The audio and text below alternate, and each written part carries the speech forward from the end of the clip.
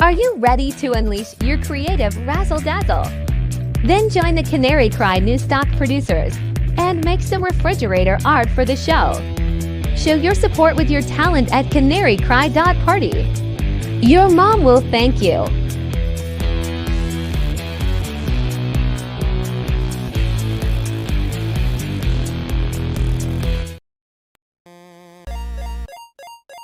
Yo, you curious about blockchain technology? Your boys Basel and Gons at CCNT have gone full crypto bro. Tune in to your favorite Sigma males and discover the world of blah blah blockchain. Don't miss out, fam. Join the ride and level up your crypto game. Investing in cryptocurrency involves significant risk and can result in substantial or complete loss of funds. The information provided by CCNT, Basel and Gons is for educational purposes only and should not be considered financial advice. Always conduct your own research and consult with a professional financial advisor before making any investment decisions.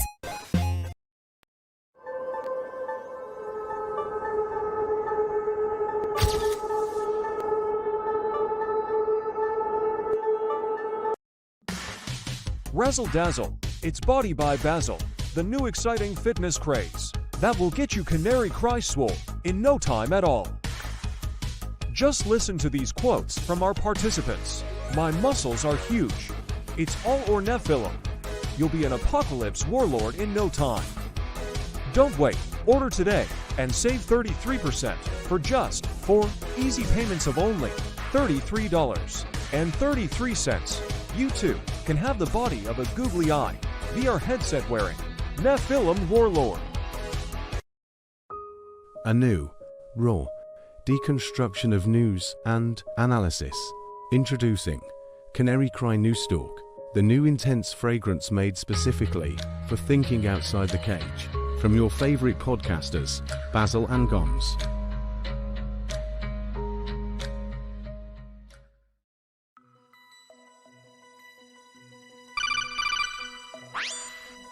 Gons, can you hear me? I'm hearing reports about a prototype flippy arm. Don't tell me. Flippy is coming for our jobs. That's right. You know what this means. Yeah, it's wake-up time.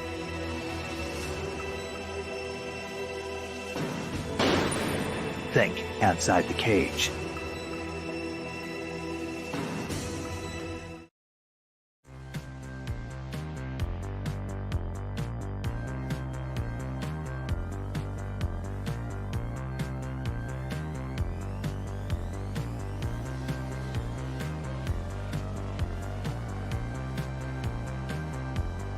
Hey, what's up, everybody? It's Gons. Basil's on the road.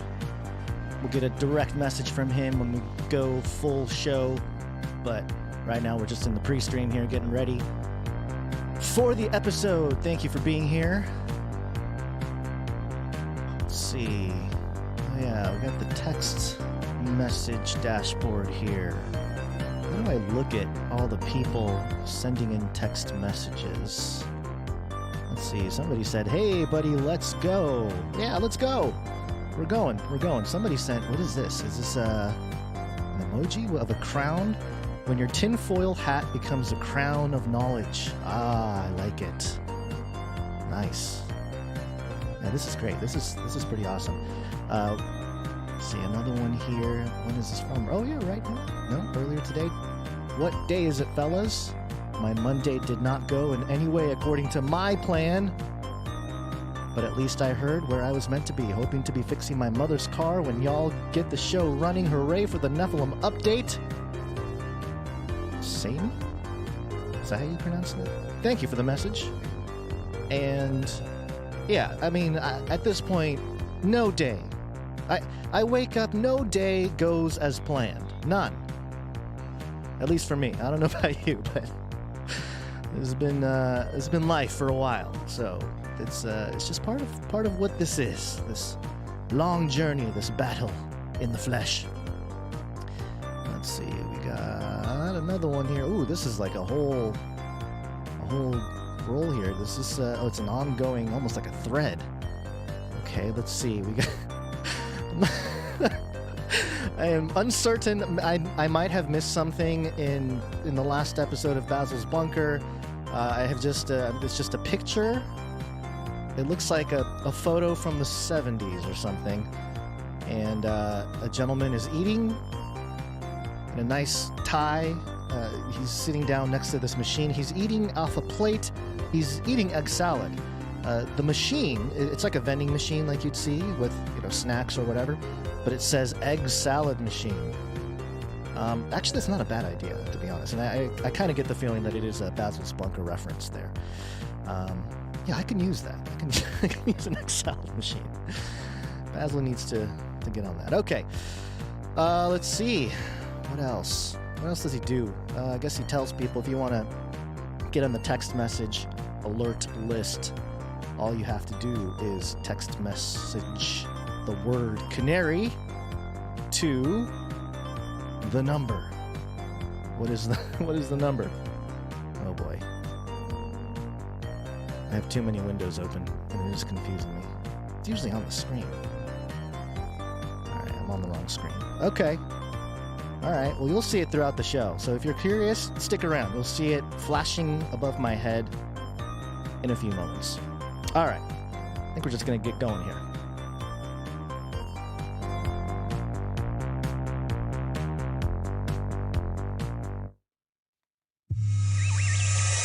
The world is getting crazier.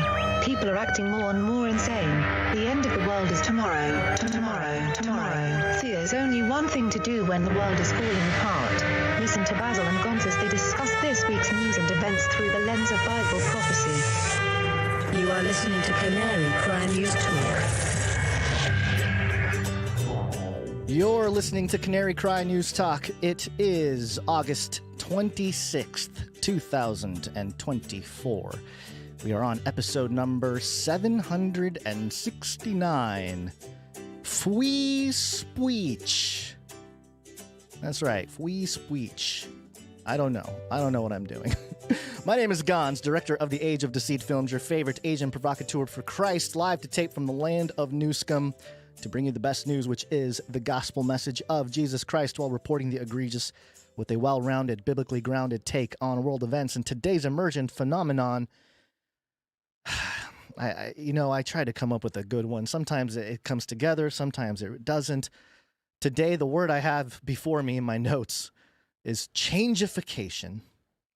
I think what I was trying to get at was the imminent changes upon everything from our country to our technocracy to our money. Just all kinds of stuff is changing, and it's been changing for a while, but I feel that through this whole election chaos period, moving into 2025, a lot of things are going to change, as has been sort of the thing, the theme of the year, I guess. A lot of different things happening, weird things happening, unprecedented things happening. But today, I am solo, and Basel is on the road. He is on his way to Burning Man. And if you are unfamiliar with the show, if you're new to the show or you haven't been around for too long, we have been, not myself, but as Canary Cry and a community of Christians who have gone to Burning Man every year and done research and preached the gospel out there in the desert. Basil's a part of that. So he's going again this year, and the data that is collected, the spiritual warfare that takes place, and everything. We need to cover him in prayer. In fact, actually, let's get the producers out right now. Producers, assemble!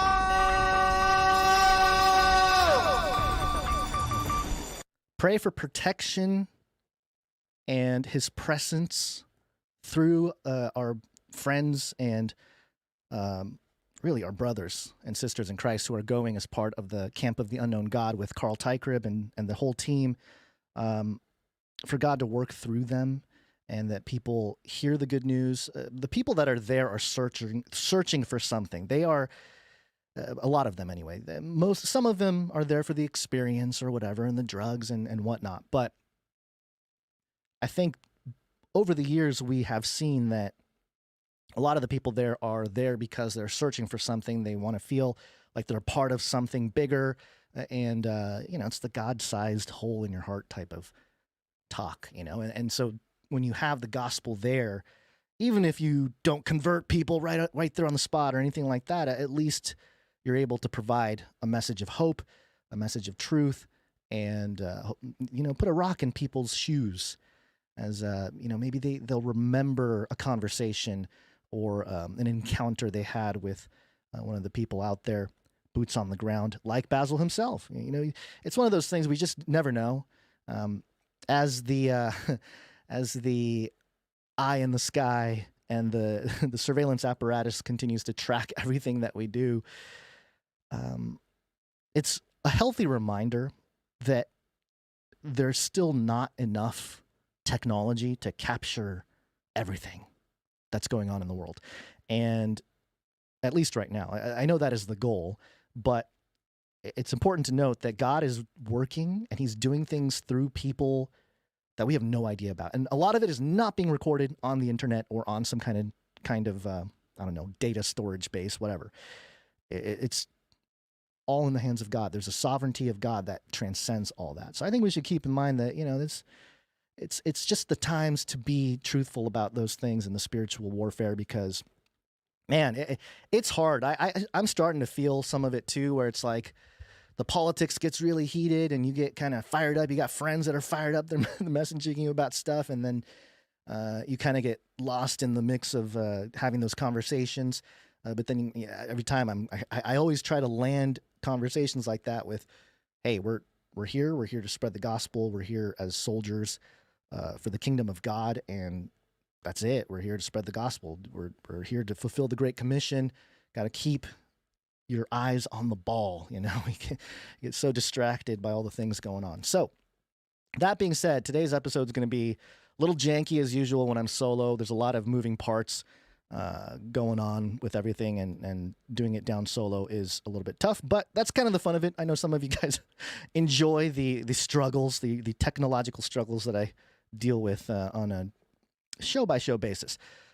So before I get into Basil's message and then the rest of the show, I'm going to go ahead and play our disclaimer, because, I don't know, we have to disclaim that we're okay, that you don't have to censor us, YouTube, I guess. This is not the greatest disclaimer, no, just a tribute to a message we let go. We're good boys. We're good boys.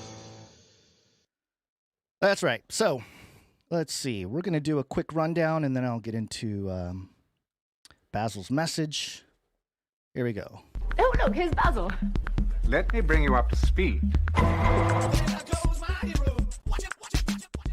All right, after Basil's message from his trek to Burning Man, we're going to get into some freedom of speech talk. Of course, the big news over the weekend, Telegram CEO Pavel Durov arrested in France, and there's a whole lot of moving parts to this. We'll try to navigate our way through some of the stories from the mainstream, but also the alt media or alt truth-seeking community sentiment.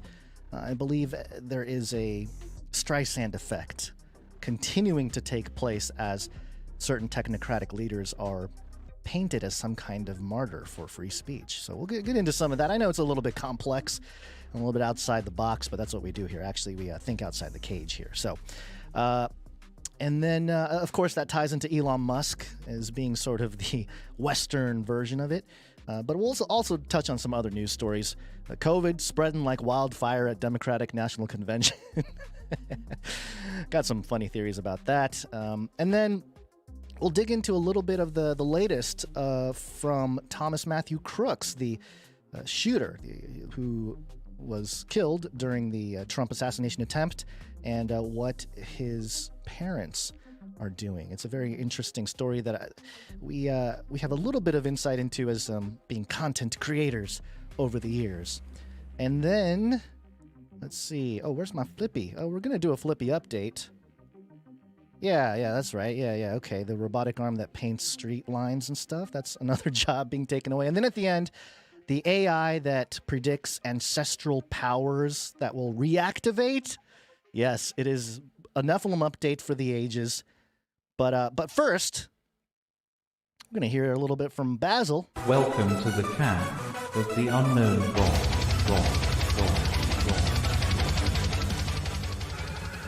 Coming to you live from Burning Man. Hey everybody, your best buddy Basel here, and as usual, checking in from across the globe. Not that far actually, I'm in Nevada. I'm approaching the Burning Man. Good news is, this year, if you remember the debacles from previous years, good news is this year, we have a plan. I've been in contact with Carl. Seems like there is much more connectivity going on this year. Everybody should say a little prayer for my own Starlink. We'll see if Elon pulls through this time. I've tried 3 years in a row to get a Starlink operational, and there is no telling whether this is gonna work or not. I got it working in my place. However, that means nothing. It means nothing to anybody, most of all myself. But I'm sending this little message here as I'm on the road, taking a little pit stop right here, making sure some things are tied down so I do not lose the essential gear. If you listen to Basil's Bunker on Friday, you got to listen to me talk about really just how Burning Man is a prepper's dream. It's like a drill. It's a live drill for anybody concerned with self-sufficiency. And we dive a little bit into that. And one of the 10 principles of Burning Man, which is radical self-reliance, which is interesting.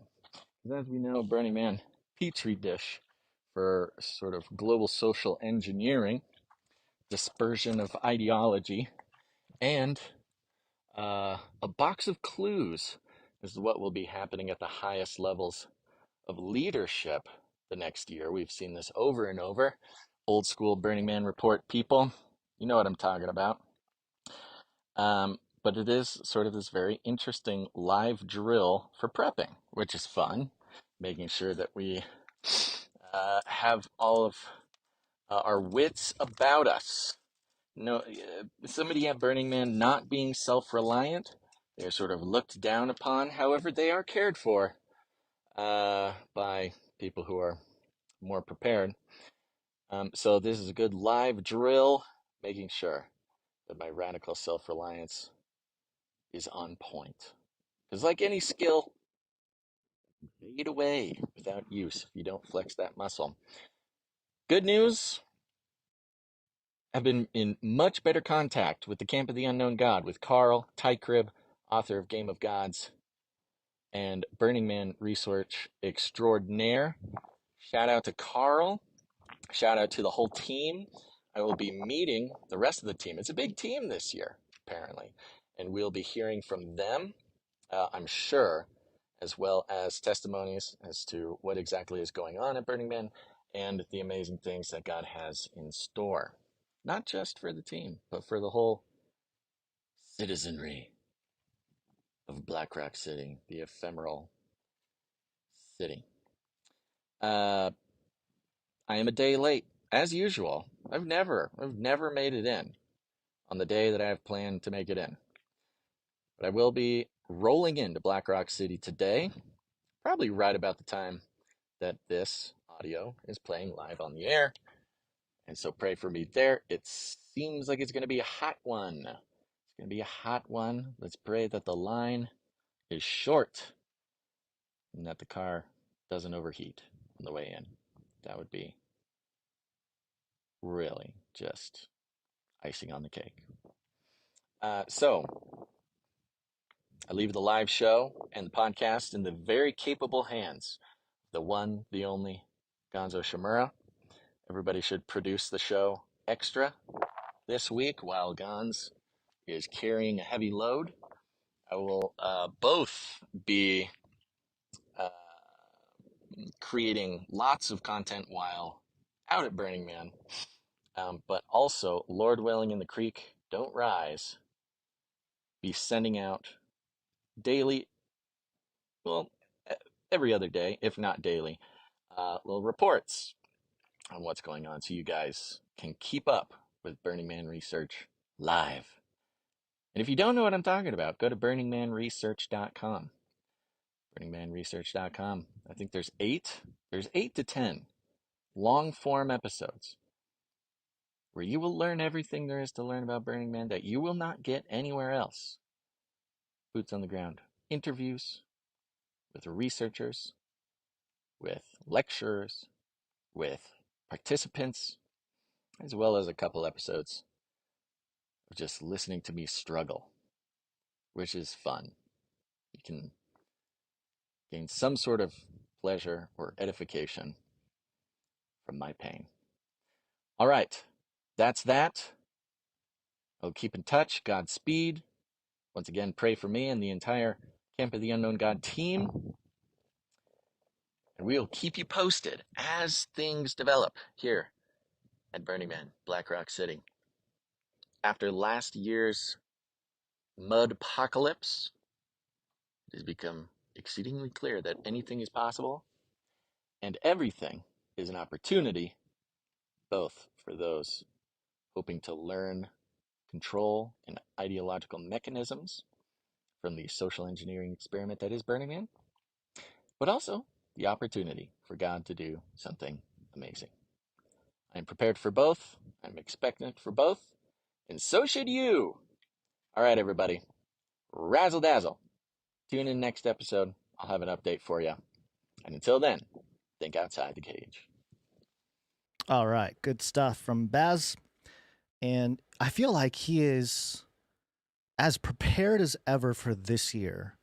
You know, last couple years, I think there was a gap before that, maybe a year or two where we didn't go. But just struggles, man.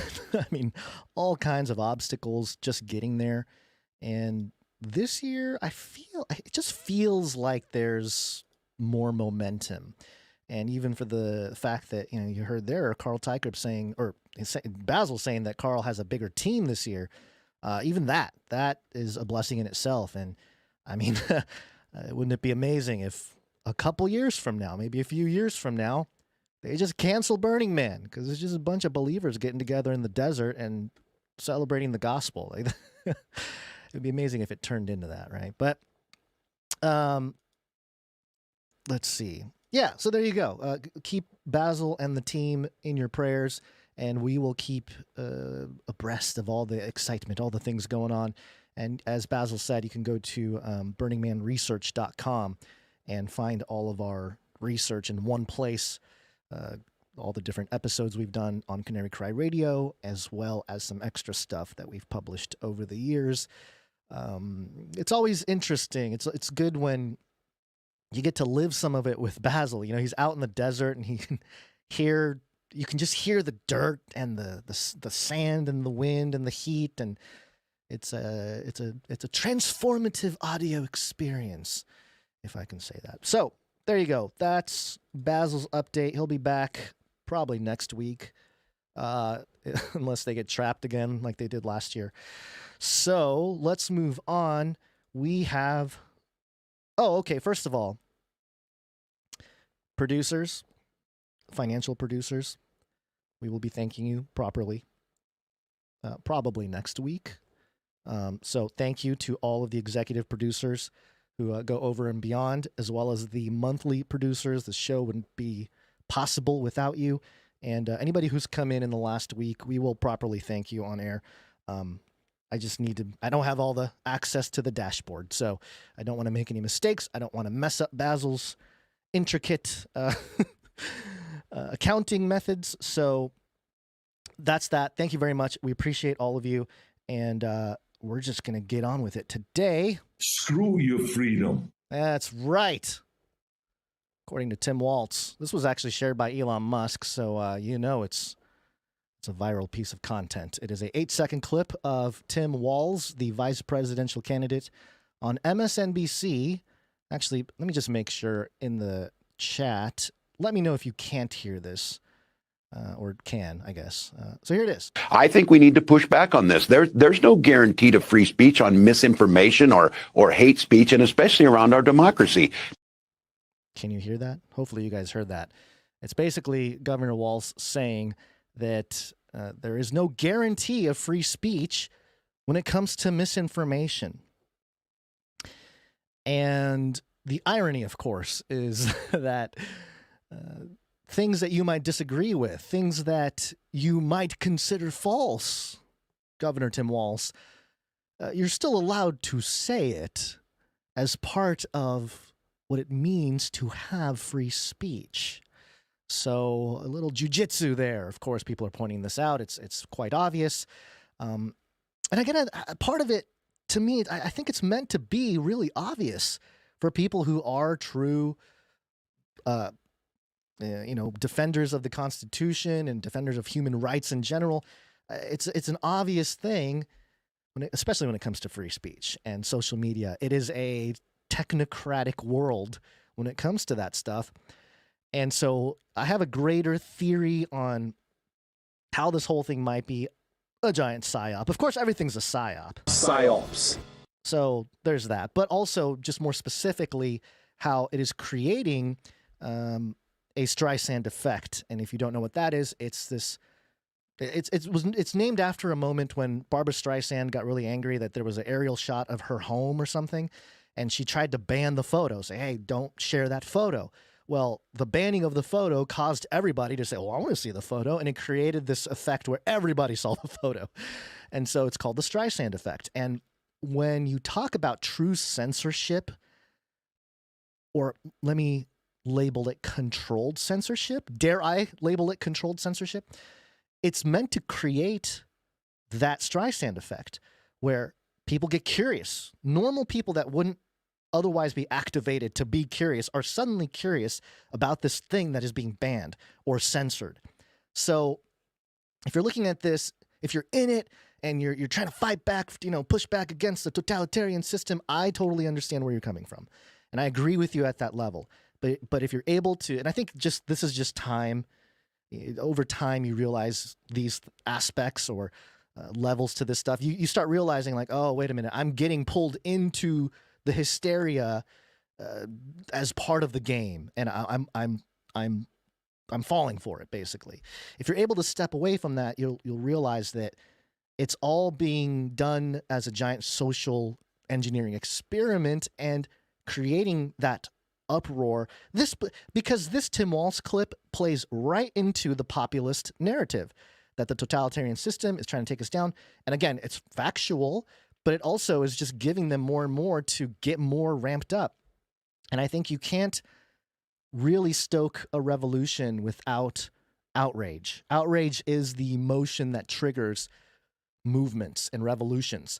So to create that in Americans who have had, I guess, limited form of a privilege of freedom over the last however many decades. I mean, again, it's all relative, right? You compare it to other nations or third world nations or stuff like that, and you're like, okay, America might have a better system in place when it comes to legal protections and privacy and property and things like that. But then you start, again, looking at it from a bigger picture and you realize, oh, even that is corrupt.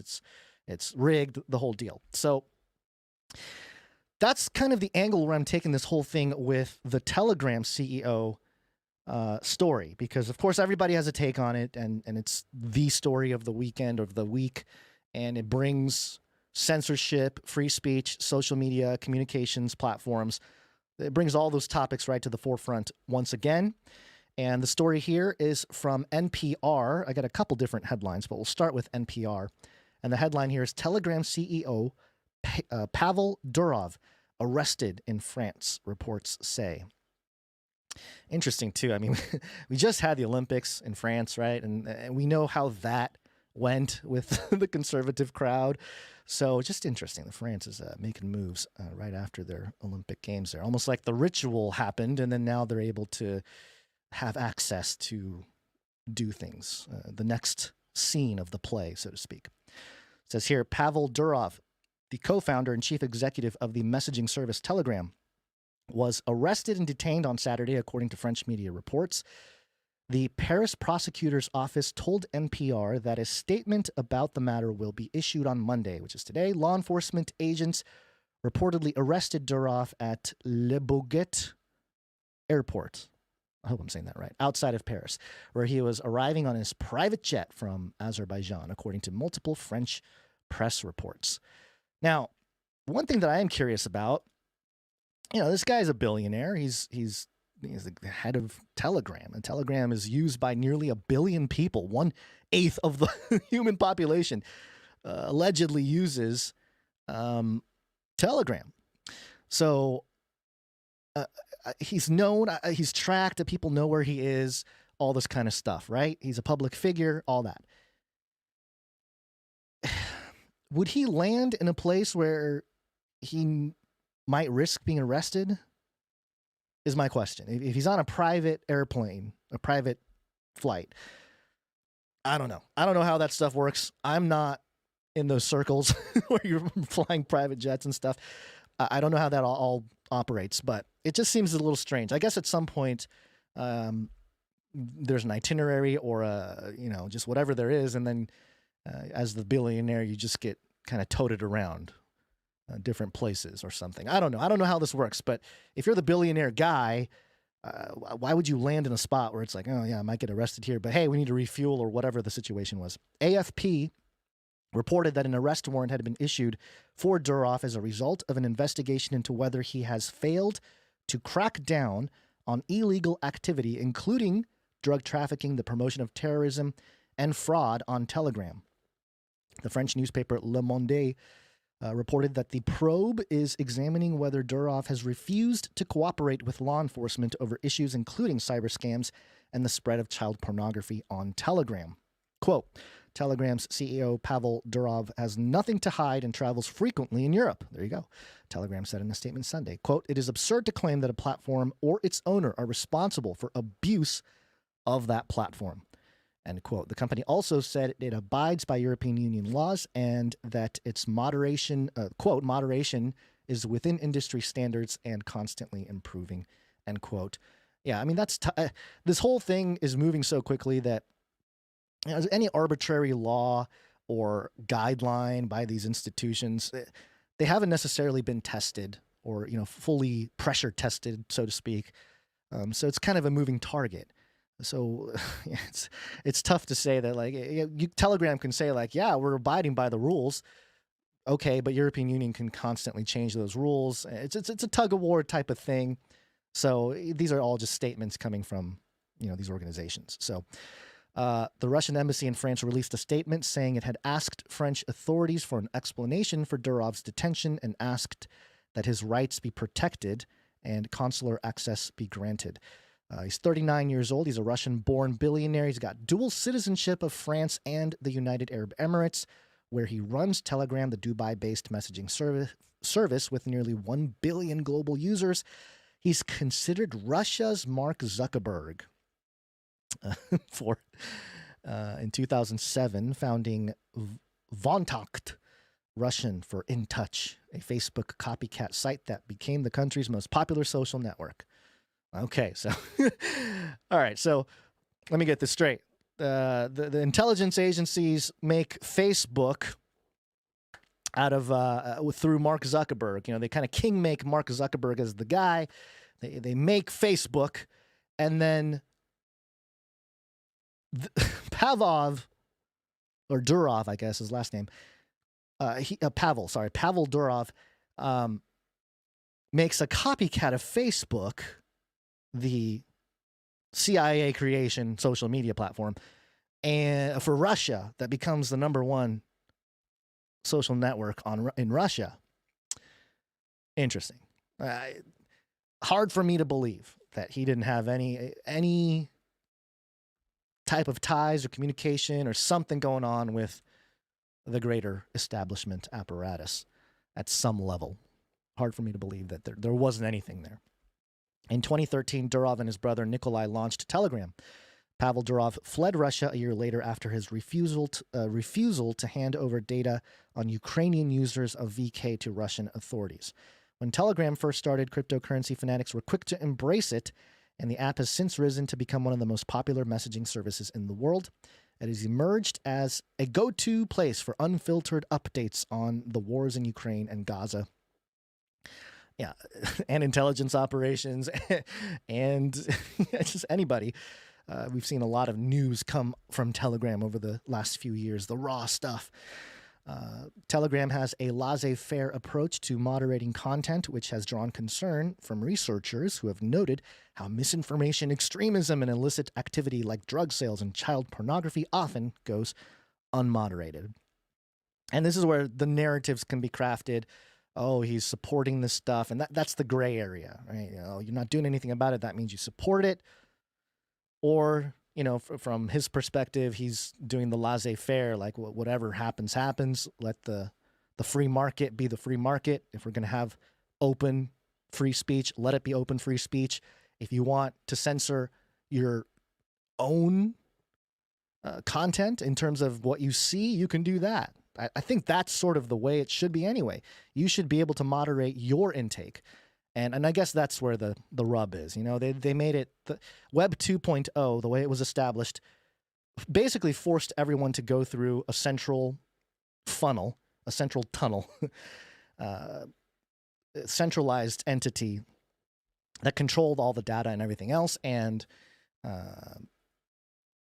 be able to manipulate you based on those analytics and all the data captured. Well, we're in this cusp of Web 3. Web 3 has existed in theory, and adoption has not been fully done, but it's on its way. And the way Web 3 operates is a little bit different from Web 2. I've talked about this before in very crude, basic terms, and I use bank accounts as an example here.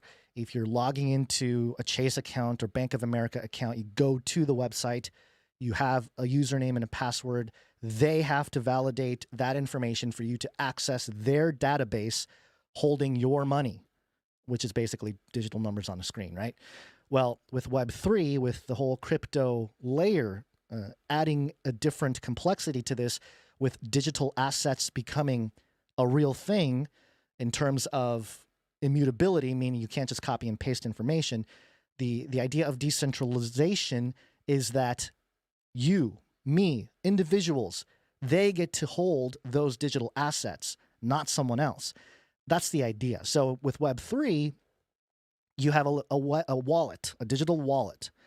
And anytime you want to go shopping or you want to trade or do whatever, you go to a browser like you do now with Chrome or Brave or Safari or, you know, what is it, Microsoft Edge, whatever browser you're using. You use it through the wallet, and that's how you access things, and that's how you're able to maintain ownership, I say air quotes because it's it's digital assets, but ownership of your digital assets, and then do whatever you want with them, interact. Of course, this has created a landscape of lots of scams. People click one wrong button, and their entire wallet gets drained. Somebody takes all their assets. It's happened to me multiple times. It happens all the time to people in Web 3. And it has been tough to adopt because of the convenience factor. But I think this whole story with the Telegram CEO getting arrested, I think part of this is to create another step in the direction of decentralized technologies being the undergirding technology moving forward, the foundational infrastructure, because we're at this point where we're changing the way the internet is structured right now is not working. The centralization, all this stuff, it's shaky. So the infrastructure has to shift and change, and that's been the whole story of cryptocurrency and Bitcoin and all that. But now that it's being recognized, now those systems are going to start integrating across the board. And again, it's good and bad. It's a double-edged sword like any other technology. You're going to have much more transparency with what people are doing as far as within their wallets, on social media, whatever. There are ways to track everything. So, you know, you're almost giving up that part of the privacy.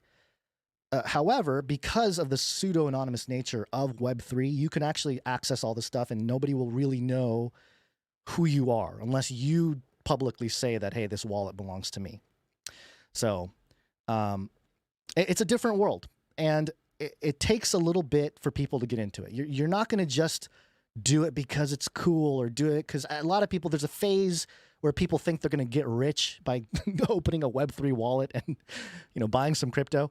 And so you have waves of that.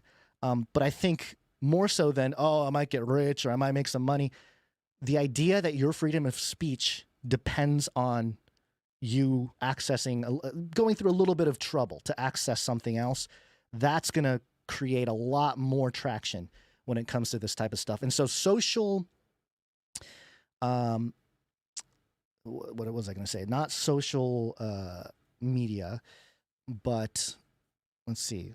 What was the word I was looking for?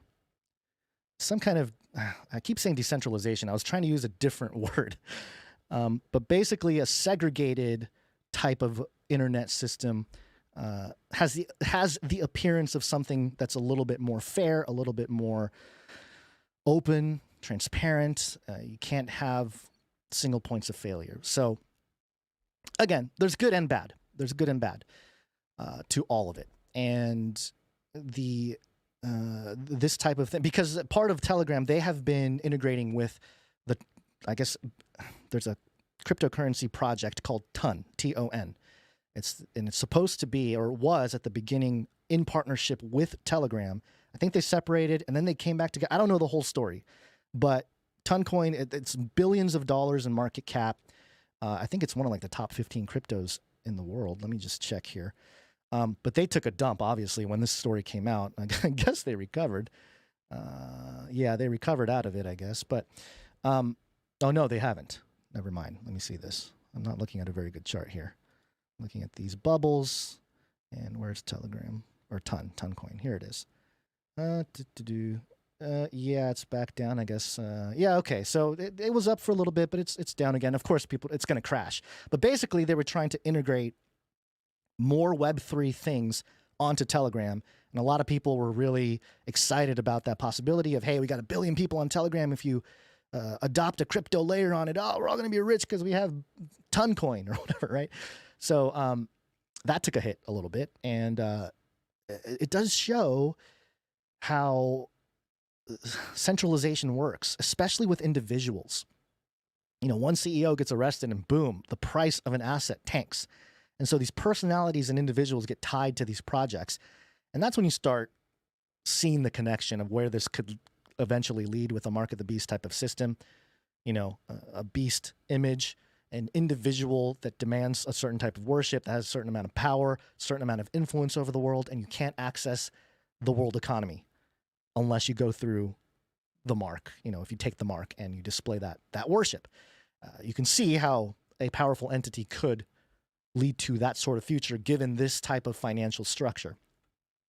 So that's kind of the reason why I know people get turned off by me talking about crypto and Web3 and all this kind of stuff, but I had been talking about it not just because I'm interested in it personally and I have investments in it and stuff like that, but also because I see where it's headed. It is looking at the trajectory of the technium, which is a term that was coined by Kevin Kelly, who was, I believe he was one of the co-founders of Wired magazine initially. And he wrote a book called What Technology Wants. And he coined the term technium because he saw technology as a child, as like an infant or some kind of embryo that humanity is going to nurture into this entity. And that's when in my head, I was like, oh my gosh, the book of Revelation talks about these beasts, this conglomerate beast. And is it possible that technology has a big role to play in that? And a lot of people seem to agree that it does nowadays. Let's see. The Verge also had the headline, Telegram says CEO has nothing to hide after being arrested in France. I had one point here to put a cherry on top of what I was talking about. While not encrypted by default, Telegram's largely hands-off approach to moderation means that the app is seen by many as a private, censorship-free alternative to other social networks. In a rare interview with Tucker Carlson in April, Durov said Telegram's goal is to be a neutral platform that resists requests from governments to moderate, which is an interesting statement because, it can be taken both ways. Like, okay, you're not getting direct moderation from governments, or you're not abiding to the government requests. But then you are also operating yourself as a sort of government. It's inevitable.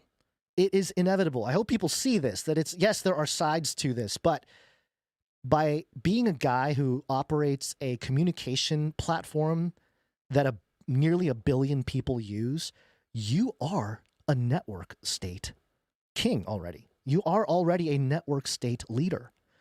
So, you're controlling. You basically have, and I get it, the principles, the constitution of Telegram is that it's a neutral platform, but that is their governance, right? So people need to understand that it's not just like, oh, freedom. They are displaying a type of governance structure within this technocratic platform. He said he mostly avoids traveling to, quote, big geopolitical countries where there's, quote, too much attention on the company. It's like, bro, dude, 1 billion people use the app. There's going to be a little bit of attention on your application, man, and your company. Quote, I travel to places where I have confidence that those places are consistent with what we do and our values. Okay, so there you go. I think this story is interesting. It's another way to create a martyr for the populist movement. And they just seem to keep coming one after another. And of course, CNN had this headline.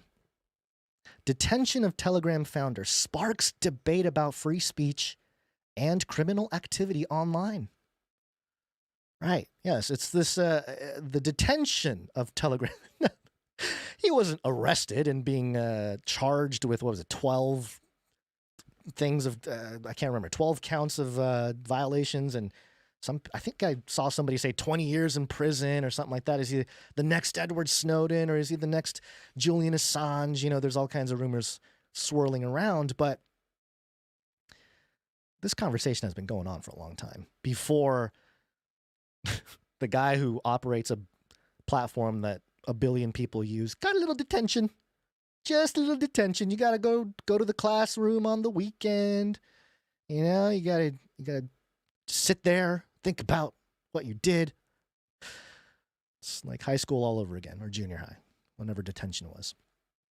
The detention of the Russian-born billionaire founder of Telegram, a messaging app known for its unfiltered content, has sparked debate about freedom of speech and illegal content on the internet. Pavel Durov, 39, was detained. We all know the details. Durov was traveling to Paris. French President Emmanuel Macron said on X, fun that he said it on X, that Durov's arrest was in relation to an, quote, ongoing judicial investigation, end quote, and was, quote, in no way a political decision, end quote, which is one way of telling you that it absolutely has to do with a political motive. Oh, man. Quote, in a state governed by the rule of law on social networks, as in real life, freedoms are exercised within a framework established by law to protect citizens and respect their fundamental rights, Macron said. France is committed to freedom of expression and communication, innovation, and entrepreneurship, and it will remain so, end quote. Yeah, again, the clash of ideology is very fascinating to me, because traditional Western governments stand on all the principles of these phrases like rule of law and freedom, to exercise within the framework established by law to protect citizens. Stuff like that. And, it's always been a debate. This has been a human history debate. It's not something that's crept up in the last few weeks or, the last few months or few years. And the clash is interesting, again, because we're talking about a nation here. What's France's population? Let me check real quick. France population. Let me just do a quick search here. As of 2024, 68 million. Okay, so let's just call it 70 million. France, 70 million in population, trying to tell a network state of 900 million. What to do? Again, it's an interesting time, folks. Kingdom will rise against kingdom. Nation against nation, too. But when you talk about kingdom against kingdom, it's not just nation states. It's not just nations. So that's kind of how I see it. It says here, Durov's detention raises questions about whether tech bosses should be responsible for the content on their platforms. A prospect Telegram called absurd in a statement issued Sunday defending its CEO. Quote, encrypted communication apps like Telegram are free speech to some and an on-ramp to the dark web to others, said Duncan Clark, chairman of BDA and a technology expert. Telegram's firm stance against censorship has made it especially prominent in countries where freedom of speech is curtailed, such as Russia, Iran, and India. The platform is also favored by white supremacists and terror groups, including ISIS. Yeah. You know, it's it's funny when there's it's not fully encrypted, but you know, I guess it's protected in a sense from governments to just kind of snoop around too easily. Although I'd have to imagine, I don't know. Again, I don't know enough about the technology stack of Telegram to know, you know, what it would take to keep track of certain chat rooms or certain whatever, because anybody, you can really easily join a chat and keep track of it. I don't understand why the governments, France and stuff, are so incompetent that they can't just use it. Use the surveillance, public surveillance, the semi-transparency that is available with something like this to, I don't know, do the same thing everybody else is doing and tracking the bad guys and all that.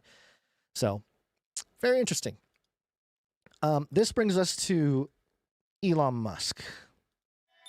You are already sort of a cybernetic symbiote. Neural nets are taking over from regular programming. So you are connected. Yeah, Elon Musk defends Telegram CEO Pavel Durov after arrest in France. Quote, dangerous times. Dangerous times. After Elon Musk purchased Twitter and renamed it X, he became a vociferous voice for the First Amendment and a, quote, free speech absolutist. He quickly dialed back moderation on the popular social media platform, allowing all kinds of content to flourish. Some of it hateful, some of it controversial, some of it misinformation, but all of it largely unfettered.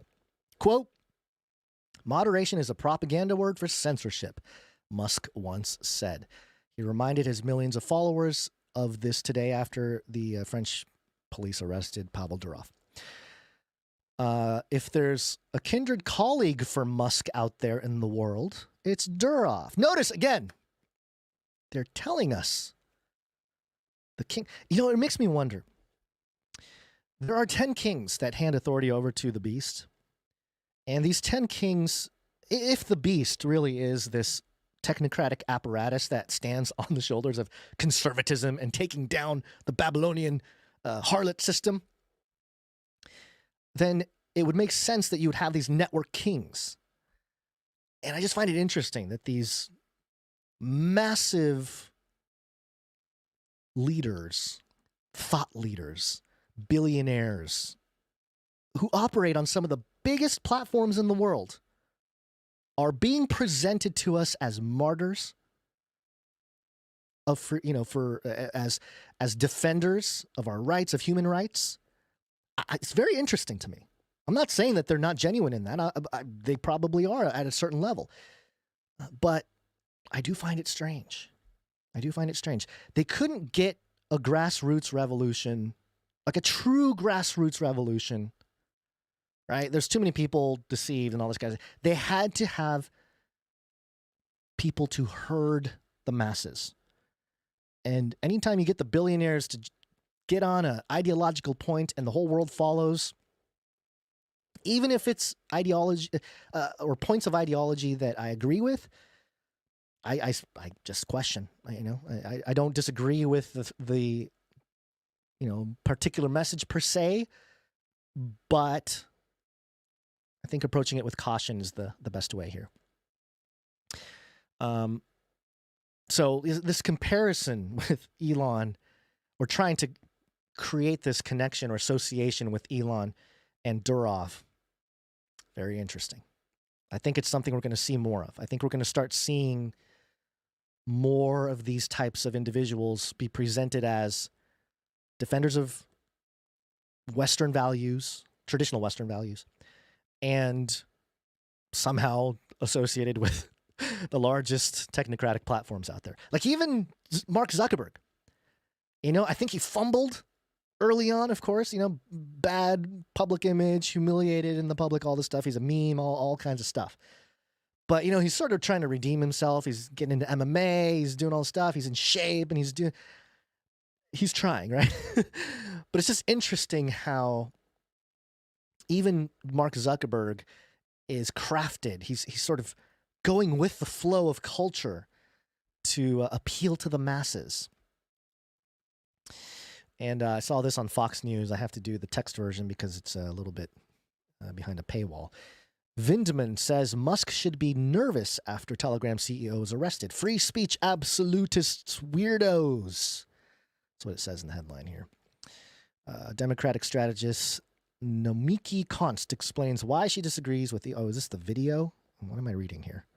Oh, I lost the highlights here. All right. Well... Let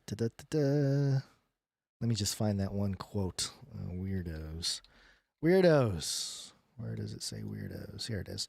Vindman's warning to Musk seemingly garnered significant backlash, prompting him to double down in a follow-up post where he railed against free speech absolutist weirdos.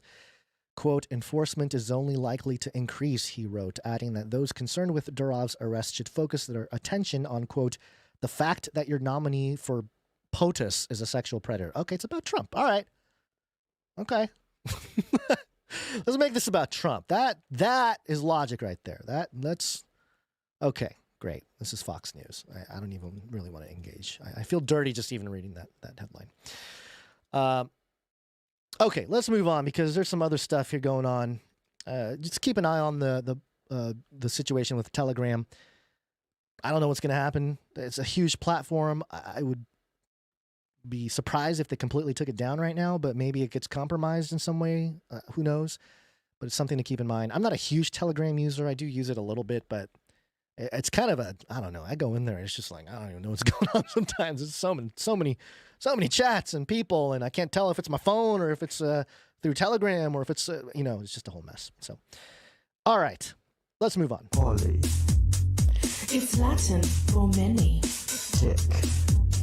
Now suck your blood. Politics. Your blood. All kidding aside, of course, President Harris. We gotta take this stuff seriously as you are, because you have been forced to have to take it seriously. President Harris. Where in the world is Kamala? New York Post. Multiple attendees at Democratic National Convention test positive for COVID-19. Man. COVID-19. Are we talking about COVID-19 again? It's Corona time. COVID-19, COVID-19, COVID-19, COVID-19, COVID-19, COVID-19, COVID-19. Coronavirus. It's been a while since we played that one. Says here, maybe there was a surprise guest at the Democratic National Convention after all. Multiple attendees at the convention in Chicago last week subsequently tested positive for the COVID-19 respiratory illness as health officials worry about infections spiking across the country. Quote, when you spend 5 days in Chicago for the DNC and come home with COVID-19, womp womp. Christopher Wiggins, a reporter at The Advocate, an LGBTQ magazine, posted on X. You know what the next step is with this, right?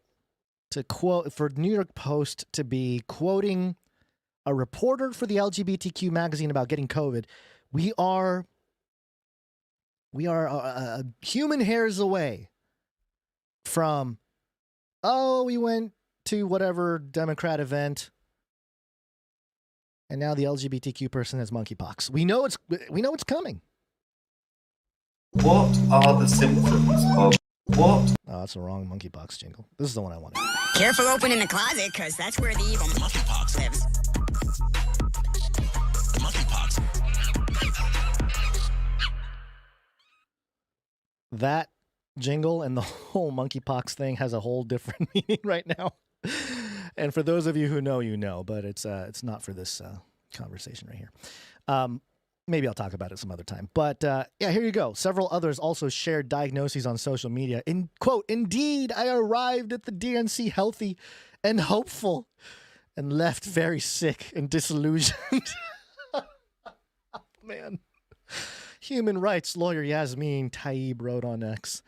Oh, man, can you imagine that? You're so pumped. You're like, you saw Trump, the assassination attempt. The whole country comes together. They're rallying around Trump. It's like their worst nightmare. You know, can you imagine these folks who are all of a sudden seeing MAGA shirts and hats everywhere? They think the country's being overrun by a totalitarian dictatorship, which, I mean, you can call it a technocratic dictatorship, but it's a, you know, it's wearing the, I don't know. It's wearing the American flag right now. And then all of a sudden, you get to your DNC event, you're pumped, you're hopeful, you're healthy, you're stoked. And I don't know what you do when you're there, but too many handshakes, too many high fives with the woke folk. Come home sick. Got the vids. Come home with the vids. Is that the end of the story? Oh, no, it shows the actual COVID. Are people still doing this? People are posting on social media their positive tests. But these, dare I say that we are having a mental health crisis in this country, and dare I say there is a party that seems to be more susceptible to such illnesses.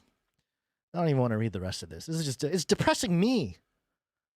Why are we talking about this? What is the point? And there's a picture of a masked woman that says, "I'm with her, Harris." I have a theory.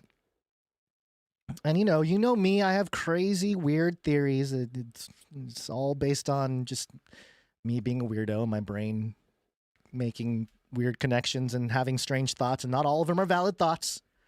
I realize that. I only verbalize what I can when things make sense. But observationally, and this goes into a bigger conversation, but observationally, it appears to me that they have politicized biology so much. It started with the gender thing, and then everybody knows, and it's literally gotten to the viral, the nanoscale. Is it possible that the psyop is so powerful? It's so strong. The spiritual deception is so powerful that disease itself has been politicized to where only Democrats get COVID or monkeypox or whatever the pandemic is. It's only Democrats that get it and the Republicans don't. I'm not saying that as a pro-Republican or anti. It's just an observational thing, where it's like I don't see anybody who's even just normal, not even political, complain about COVID, whatever. And I get it. It's supposed to be why is this a story coming out of the DNC convention? I don't know. It's a weird thought, but the greater conversation to have here is to this point about both sides. If you really think about it, the right-left paradigm, both sides are activated in different ways, right? It's almost like it is the duality. If you know anything about the occult and esoteric practices and social engineering, you as the third lever, so to speak, lever, not liver. You're in a controlling and power position as a social engineer, these elite folks, and then the principalities and powers behind them, and uncomfortably God's sovereignty behind that, allowing these individuals or these principalities and powers to operate, and then, through these individuals, all happening for God's greater purpose, right? So we understand that. We don't have to get into that right now. But in that context, the social engineering can only occur if there is tension, the divide and conquer concept. You divide, and in order to conquer everybody, not everybody thinks the same. You got to have certain methods for a certain group and a different type of method for a different group. And over the last 10 years, we've really seen the activation of the conservative right, more independent type of, people. Those people are louder. They're creating more content. They have careers based on it's a whole thing.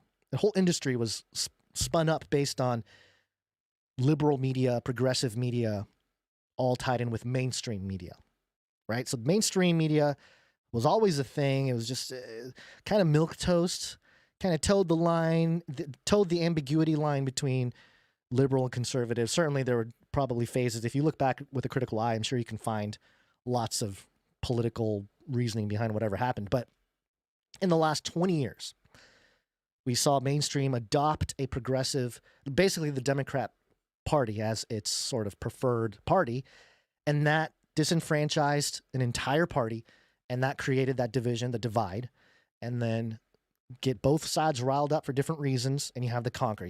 They're fighting amongst each other while you get to slowly implement, you as the elite, the social engineers, implement measures that benefit them.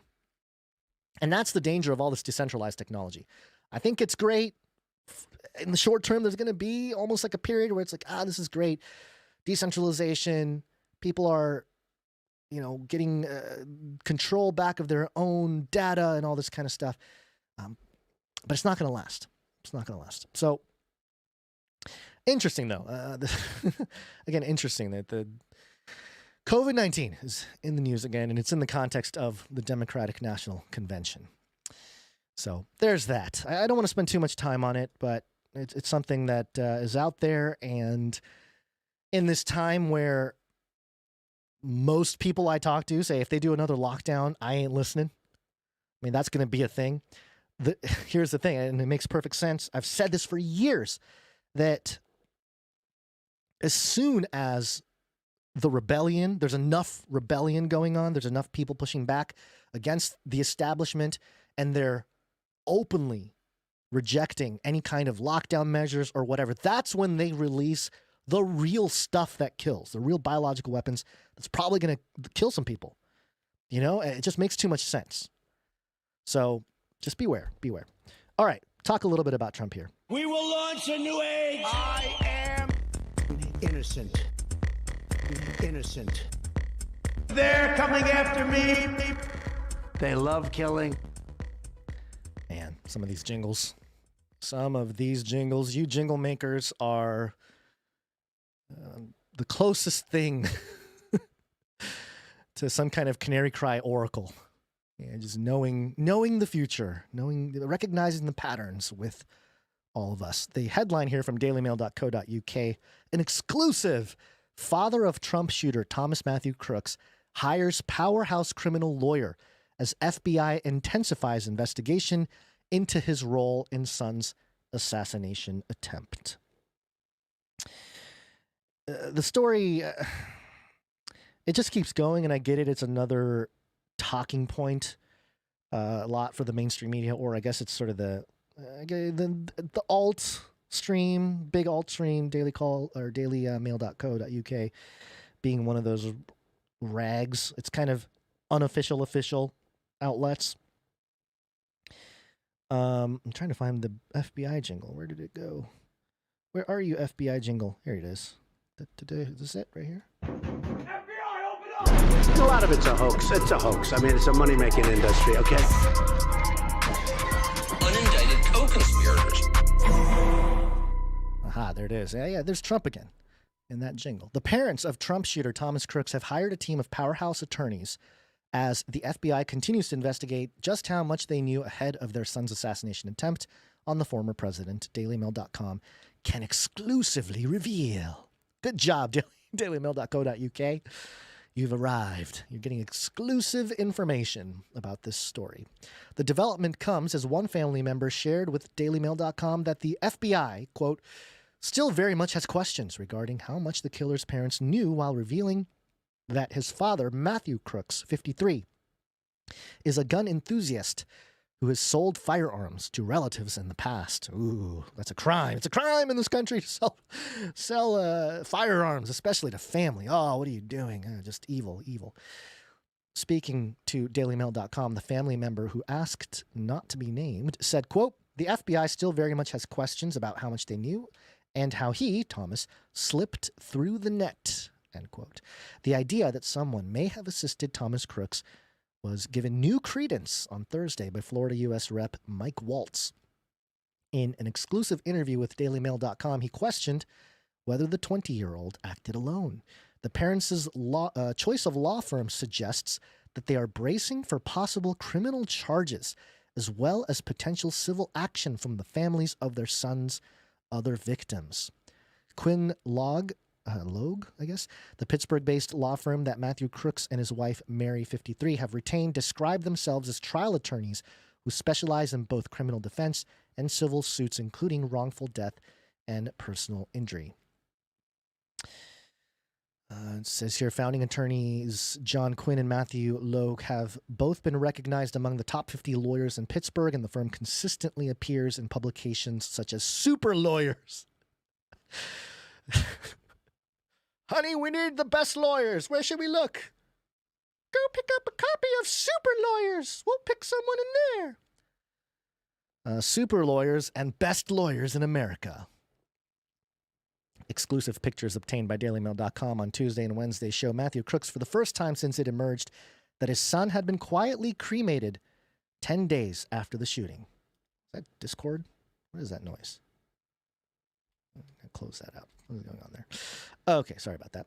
All right, so exclusive pictures. Crooks 53 clutched a mystery manila craft clasp envelope both times.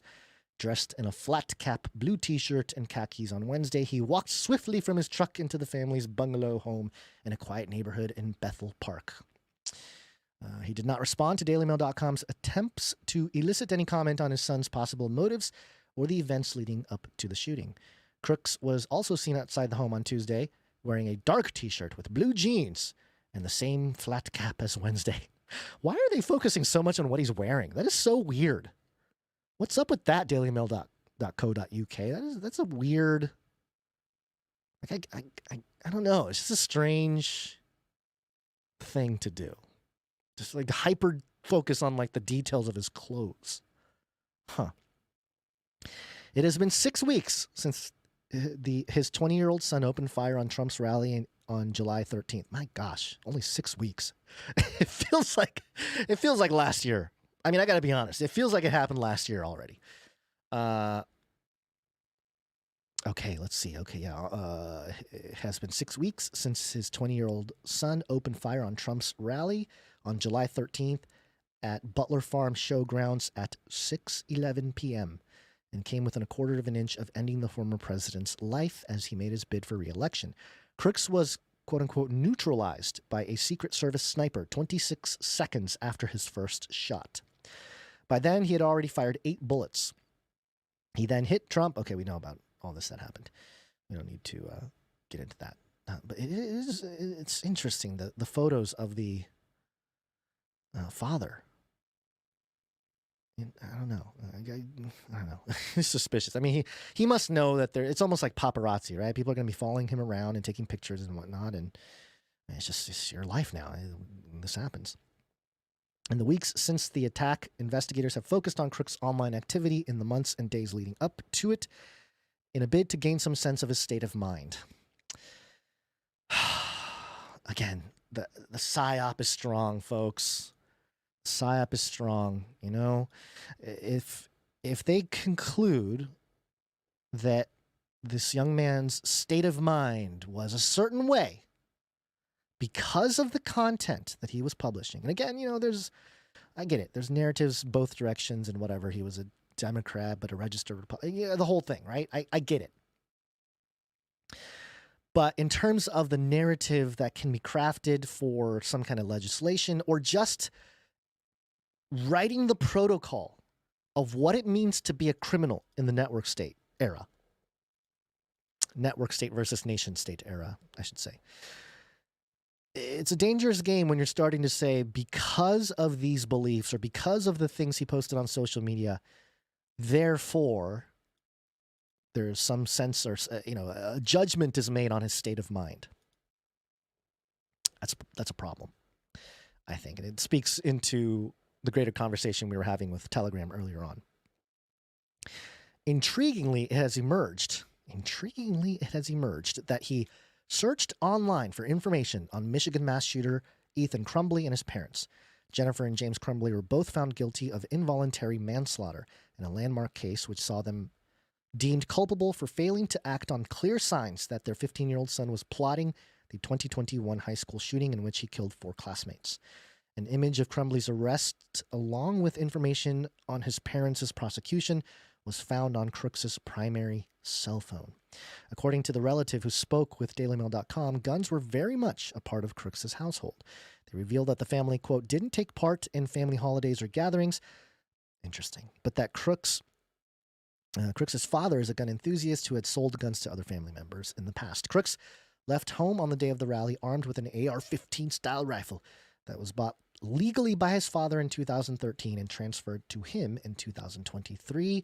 He was an enthusiastic member of Clairton Sportsman Club, which he visited the day before the incident to practice on the rifle range, which offers high-powered rifle benches with targets up to 187 yards away, roughly the distance Crooks was from Trump when he shot him. I think the shot was closer, was it not? I believe it was like 150, I thought. Maybe even less. So interesting. It's almost like I guess the parents are trying to not fall into the same trap that these other guys did. It's weird. Immediately after the attack, the FBI removed 14 firearms and from the small family home, as well as explosives, a second cell phone, a laptop, and a hard drive. In addition to the arsenal recovered from his home, investigators recovered rudimentary explosive devices from Crooks's car, a bulletproof vest, additional magazines bought both online and the previous day from Allegheny Arms and Gun Works, and a drone. Of course. Yeah, if you have a drone, you are a terrorist. So far, no clear motive for the shooting has emerged, with FBI profilers speculating that Crooks may simply have wanted to commit a mass shooting and found a convenient target for his dark fantasy in the timing. Gee, are you kidding me? There's Okay, first of all, this is a speculation, which is already kind of weird, okay? That to not have any clear motive this far into the game is weird.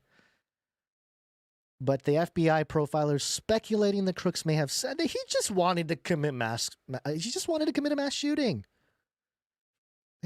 Free speech. Free Second Amendment for freedom to bear arms. Come on. And found a convenient target for his dark fantasy in the timing and geographical proximity of Trump's rally, which was held just 40 miles from where he lived with his parents. In April, Crooks searched websites for information on major depressive disorder and depressive crisis treatment. Yeah, if not something spiritual going on, I think there's something a lot more nefarious going on. That's just my assessment here. This is a common thing. We've seen this before. I'll talk about that in a second. In April, Crooks websites sorry.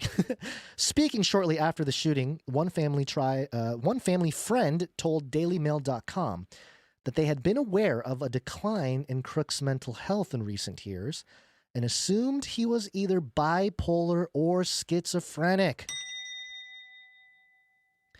This always pops up. I'm reminded, I've told the story before, but I refer to it every so often. If you're new, especially, this is a story that happened. I mean, it didn't really happen to us. It's just a story of that comes from our experience here being publishers of content publicly on this type of topic for over a decade. A few years ago, we received an email from somebody who said was a longtime listener of Canary Cry, and that his, I believe it was either ex-girlfriend or ex-wife, I think it was ex-girlfriend, if I'm not mistaken, was the mother of a gentleman named Jerry Drake Varnell. And I have a headline here from the Daily Beast from August 2017. FBI's right-wing Oklahoma City bomber is schizophrenic. And the subheading here, Jerry Drake Varnell is accused of planning to use a bomb in Oklahoma City and claimed he's a far-right extremist. His mother and court papers show he's mentally ill. Now, Jerry Drake Varnell is still alive. I think he's in jail. I think he was sentenced to, what was it, 25 years? Yeah, justice.gov. Man who attempted to bomb downtown Oklahoma City bank sentenced to 25 years. Jerry Drake Varnell, 26, sentenced to serve 25 years, followed by a lifetime term of supervised release. This was in March of 2020.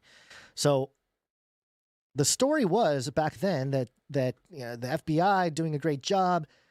Another Oklahoma City bomb plot foiled. FBI doing its work. You know about the FBI cycle. It's every 6 weeks or so, the FBI appears in a news story to justify. It's like marketing, right? It's marketing for the FBI. It's like, hey, we're doing good work. Your tax dollars are hard at work. We're taking down the terrorists, the criminals, the people that are out there to hurt you. Your tax dollars are protecting you. It's propaganda for that kind of stuff. And in this particular story, before this went public, I mean, this is the Daily Beast. Before this went public, I think the email came through because this story didn't exist publicly, like the idea that he was schizophrenic. There was a local news story with a quote from his mother, and I don't remember if this had direct quotes from his mother in this particular Daily Beast article or not. But basically, she was saying, hey, my son suffers from a mental illness. He's schizophrenic. He doesn't have the knowledge, the ability, the access to build a device or plot something that extensive and that intricate and big. He doesn't have the capability or the I don't know, the circle of friends. Like, oh, this is crazy. And it kind of fell on deaf ears, obviously. And the problem is, in a court of law, if I'm not mistaken, if I recalled off the top of my head here, they had recordings of him saying things like, "Oh yeah, I'm gonna take down the thing," or just incriminating audio. And no matter what, the evidence is the evidence, and sometimes that kind of stuff can be abused, especially in this type of case. And I don't know, it's a troubling story, but it hits kind of close to home because again, he had schizophrenia. And it's almost like entrapment. There is a question to be asked. Are the FBI responsible for entrapment? If they knew that this guy had mental issues and you're taking someone down, isn't it just get him help, get him mental help, put him in the right place to get help, right? Why would the FBI pursue this? It's very interesting. Very interesting. It seems to be an operation that's been going on for a while, and I'm wondering, once again, thinking about it in terms of a psyop, this entire Matthew Crooks story is another, dare I say, and it may be too soon to use this analogy, but maybe another bullet in the chamber for a Trump presidency to absolutely reshuffle the FBI. He's been talking about it for a while. Public sentiment for the FBI is not good, right? It's been bad for a while, and he's been talking about doing some things to change it up. If he becomes president, there's nothing more, I don't know, there's other things, obviously. There's other sort of issues and stuff that he'll cover. But to him personally, there may not be a bigger type of thing to do, to reform certain levels of the intelligence apparatus, at least the public-facing part of it. I don't know how much he's really going to change the stuff really going on. I mean, that's just me. Call me a black pillar. You're wrong, because I have the hope of Christ, so I'm not black pilling anything. But in terms of the outcome and the psyop at play, why is it that this word, bipolar schizophrenia, why does it come up with this story once again in relation to the FBI? Just questions, folks. Just questions. I don't know anything. I'm just a guy yelling into a microphone on the internet. I don't know that we have to read the rest of this article, but I do find it fascinating, and the legal ramifications, the implications for what it means to behave a certain way on social media, what public sentiment that creates, what network state sentiment that creates. Because in a network state, even if you don't directly, you maybe as a billionaire who controls some kind of social media platform, if the people rise up and they want something, they connect on some kind of ideology, you can't necessarily stop that, so you're going to use it, right? You're not going to stop it. You're going to use it. Never let a good crisis or a good revolution go to waste. I don't know. I don't think anybody actually said that, but just thought of that. And we know there are articles like this from The Intercept back in 2015, how the FBI created a terrorist. So this practice of our intelligence apparatus creating our bad guys, it's an old trick. It's been happening for a long time. So there you go. That's all I had here for this segment. Again, we're going to thank producers who came in with their treasure properly and accurately upon the return of Basel from Burning Man.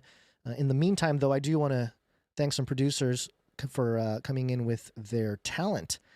We like to build the culture behind the community here at Canary Cry, News Talk, and the whole Canary Cry world, universe. And one way to do that is through all of you contributing with your talent, whether it's drawing, digital art, audio, clips, music, songs, whatever it may be. We appreciate you doing that. It really helps build the culture here. And if you want to submit art, you can go to canarycry.art, and that will allow you to upload a piece of content that we will show and share and hopefully help build the culture. And today, let's see, first up, I have something here from, I think it's Sir. I think it's a Sir. Come on. Come on, machine. Work, machine. Sir Darren.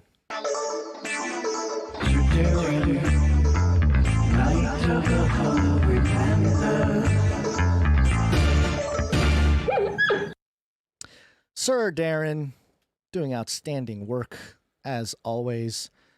I still am curious what he does in his IRL. He's so good at some of the stuff. He had a note, I believe. Let me double check. Make sure I got this correct here. It says, ding dong. Oh, I guess he's describing the art here. Ding dong, the doorbell rings at the Shimura home. Surprise! Now that's some literal thinking outside the cage. Chapter 1 of Volume 1 is complete. What does it mean? I have no idea. I don't either. I mean, this is a visual thing, folks. It's some manga. Okay, this is not, I think the whole thing reads from right to left like regular manga. And that is very close to my heart. I am or was, I don't really read manga anymore. I was an avid manga reader as a kid. I have, I should really take a picture. I don't know what kind of a flex it would be, but I have the old Dragon Ball, the original Dragon Ball series in the manga in Japanese. And, it had the cover on the books. And there was a picture along the side, like the spine of the book. Each book had a little piece of art that over time, when you put it all together, it creates this one long piece of art. It's really cool. It was a really cool thing. But yeah, I was reading all that stuff growing up. So maybe that's why I'm a little crazy. But Sir Darren, thank you very much.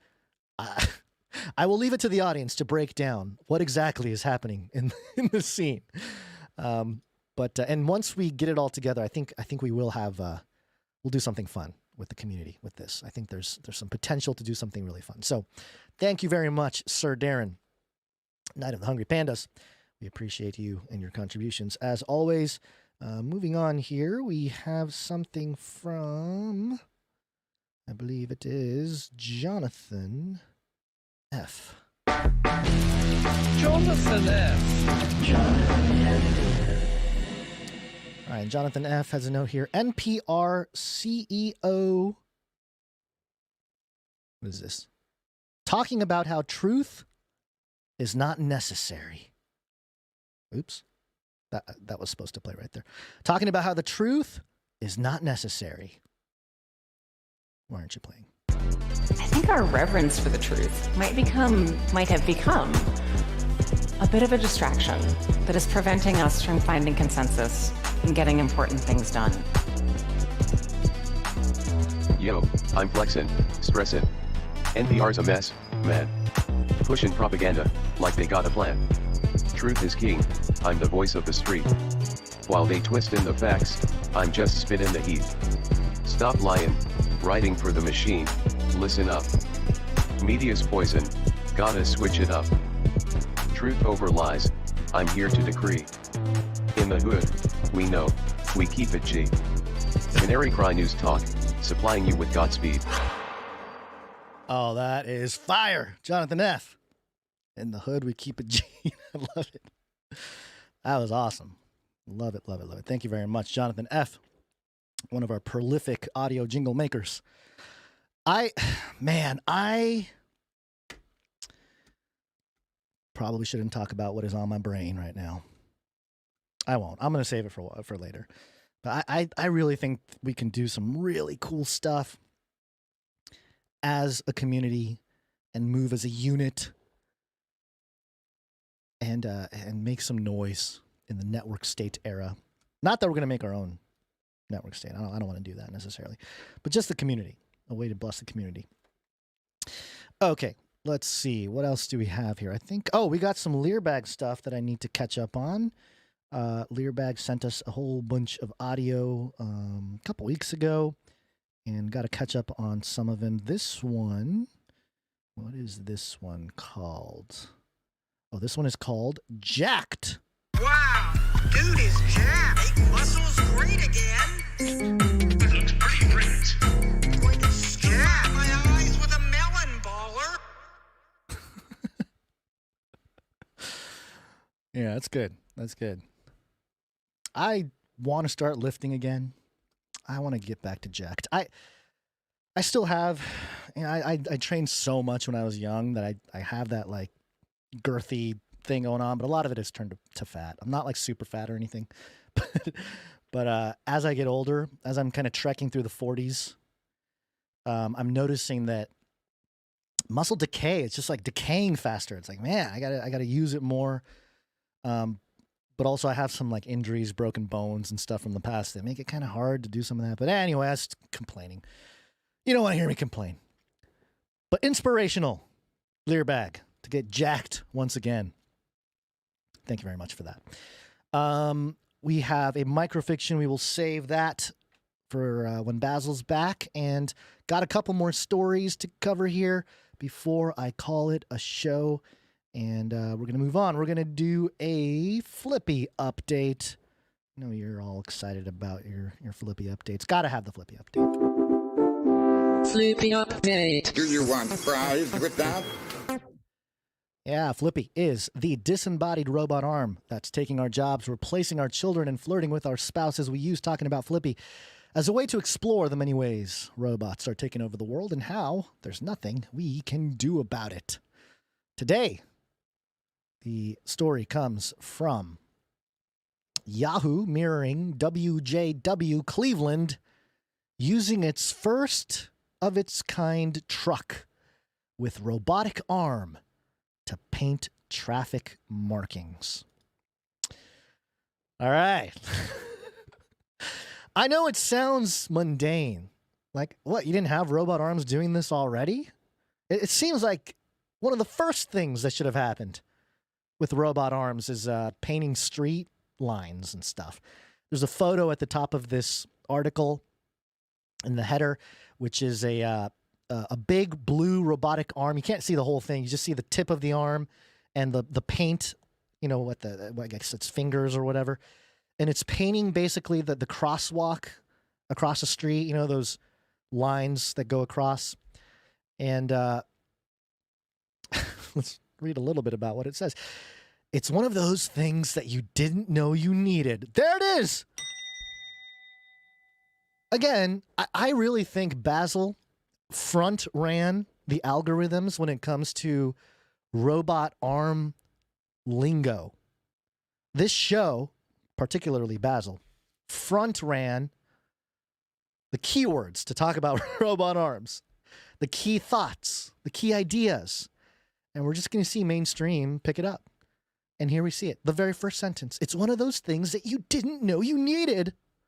How many times have you heard Basel rant about how they're going to have robot arms? It's the thing that you didn't know you needed.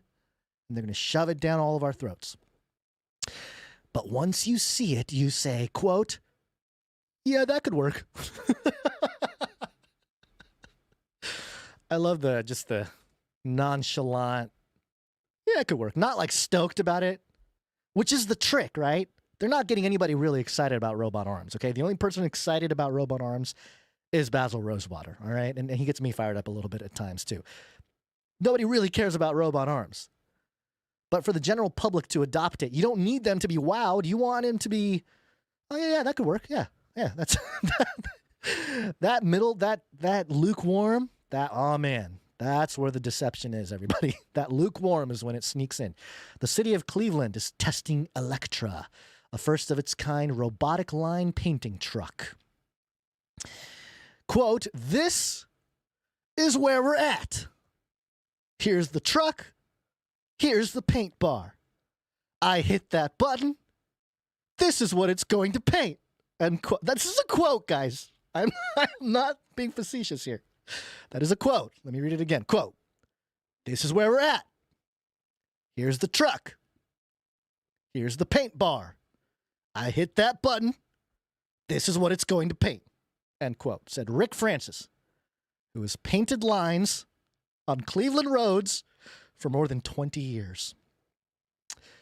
The man is staring into his replacement. Okay? I sense. Do you feel the animosity?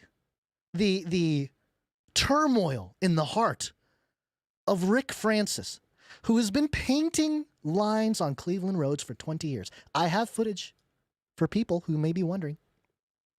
The immense amount of talent it takes to actually paint lines across a crosswalk.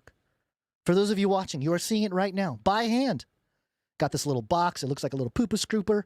You pour some white paint in there. You pull it across.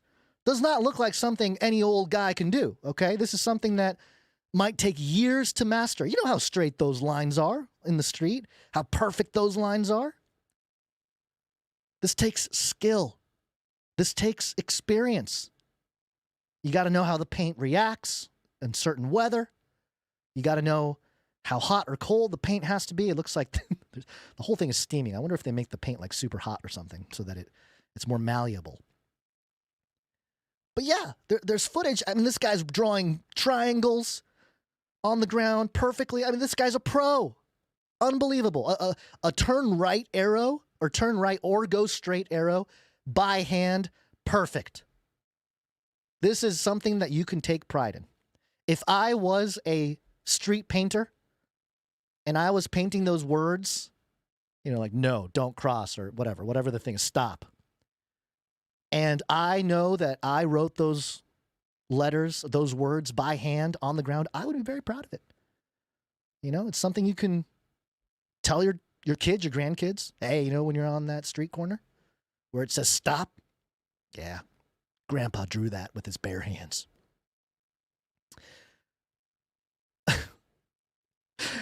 So imagine this individual, the guy doing it for 20 years, Rick Francis. And Yahoo or whoever, this WCW or whatever this news outlet is, comes up, puts a microphone in his face. How do you feel about this new robotic arm? Well, this is where we're at. Here's a truck. Here's the paint. I hit that button. This is what it's going to paint. Word for word, the quote. Said Rick Francis, who has painted lines on Cleveland roads for more than 20 years. My heart is breaking for Rick Francis as I read this article now. Of course, the next line in this article, Electra won't replace the crew, but it will make putting lines on Cleveland streets more accurate and easier. And we know here at Canary Cry, we know through the Flippy updates over the years, they always do this. They always do this. They do a few things. They interview the person that's getting replaced and how pumped they are. Or in this case, I don't know. He was trying to sound, this is the best they can get from Rick Francis, who has been painting lines on Cleveland roads for 20 years. And then is told basically, you're not getting replaced. You're just going to push this button now. You won't get replaced, but it will make Cleveland streets, painting lines on Cleveland streets more accurate and easier. Because quite frankly, Rick, your accuracy, not very good. We got to buy extra pails of paint whenever you go out in the field because you mess up. Got to we got to black. I don't know what it's called. We put the black top back on. Got to redo it. Got to patch it up. It's costing us money. And we can do it faster and easier. Sorry, Rick. Quote, as far as learning what's on here, this is Francis again talking. Quote, as far as learning what's on here, it's probably easier than operating some of the options on your phone. End quote. Francis said. Just the pain. The pain of Rick Francis. I don't think they realize how this was going to come across. Your career, your 20-year career is being replaced with something that's easier than operating something on your phone. And quite frankly, folks, operating your phone does not take a genius, okay? Anybody can figure out how to work a phone. So how does it work? The truck is loaded with sensors that scans the map of the road, measures the distance, it surveils every inch of what you're trying to paint, puts a 3D image over it. Information gets processed in milliseconds. It's funny. Excuse me, got the show burps. Information gets processed in milliseconds in our own brains as well. And they make it sound like, computers, robots, milliseconds. But creation, God's creation, our brains process things in milliseconds all the time. So, all right. So it's processed in milliseconds to give the operator all the information they need to set the giant robot arm into motion with a very gentle touch. Just a gentle touch of the button. Quote, it's mostly working in collaboration with the operator. Another lie. Another lie. It's not autonomous. Of course, not yet. We have a human driver and operator, and it describes to the robot, this is what I want painted, and this is where I want it to go, inventor Wyatt Newman said. Newman and Sam Bell, sounds familiar, co-founded Road Prints, which was a spin-off of a project they first developed at Case Western Reserve University. Newman said, if you look at the current way roads are painted, it's hazardous. Putting people out in traffic. I thought those jobs happen, in the middle of the night, 2, 3 in the morning. Or if they do, put some cones up. You can't just drive. How many? Okay. All right. I'm getting crazy. I'm getting a little, I'm losing my mind here. Now I'm curious, how many street sign painters are killed each year because of traffic? Give me the number. Give me the stats. Give me the data. Is it a pandemic of human street painters, street sign painters or whatever? This makes the work safer and smarter. Human intelligence is what we care about. Of course, they'll say that, directing what belongs where, and let the robot arm take the danger out. Or take the danger and go out and do the hard work, Newman said. Quote, it becomes cheaper, faster, and safer to put down the markings. We can use more of them. More markings to help improve road safety for drivers and for pedestrians. Have you ever heard the term less is more? Sometimes street sign, you got too many. I don't know if you've ever driven in LA. If you have, let me say something you might relate. If you haven't, let me. There's a part of LA. And actually, I don't even know exactly what the freeways are or the highways are. There's a part where there's like 3 or 4 freeways, like all weaving like into each other, and off ramps over here and off ramps over there. And there's signs, right? Like you're going 60 west over here, 60 east over here, 491 over here. Like there's like 5 or 6 signs, and it is the most confusing thing in the world. There's like, where am I supposed to go? Which one? Nowadays, people have GPS, maybe a little bit easier. But I remember growing up, every time I went to LA, I went on the wrong road at that spot. I would ride and go, oh no, I'm headed towards the beach. I'm supposed to go inland or whatever, right? So more signs doesn't mean safer. It just doesn't. But I like the logic. I like the attempt by Newman to be like, hey, your career is being demolished by this robot, but it's for your own good. It's for your own safety. Electra is in its final trial. Newman said they have already painted quite a few Cleveland streets, and they're at the point now where the truck is generating some buzz. Not just here, but in other places. They hope to put a new twist on the phrase, painting the town. Wow. Quote, a person that's collaborating with the robot as your assistant. You can get more done and do it more safely, Newman said. Man, there's nothing new under the sun. And every step of the way, we have seen the exact same patterns with robot arms becoming part of our everyday. It's not going to replace you. That's what they tell us. It's there to help us. It's there to keep us safe. It's taking the risk off of humans' hands and putting it into robot hands, literally. It's the same stuff over and over again, folks.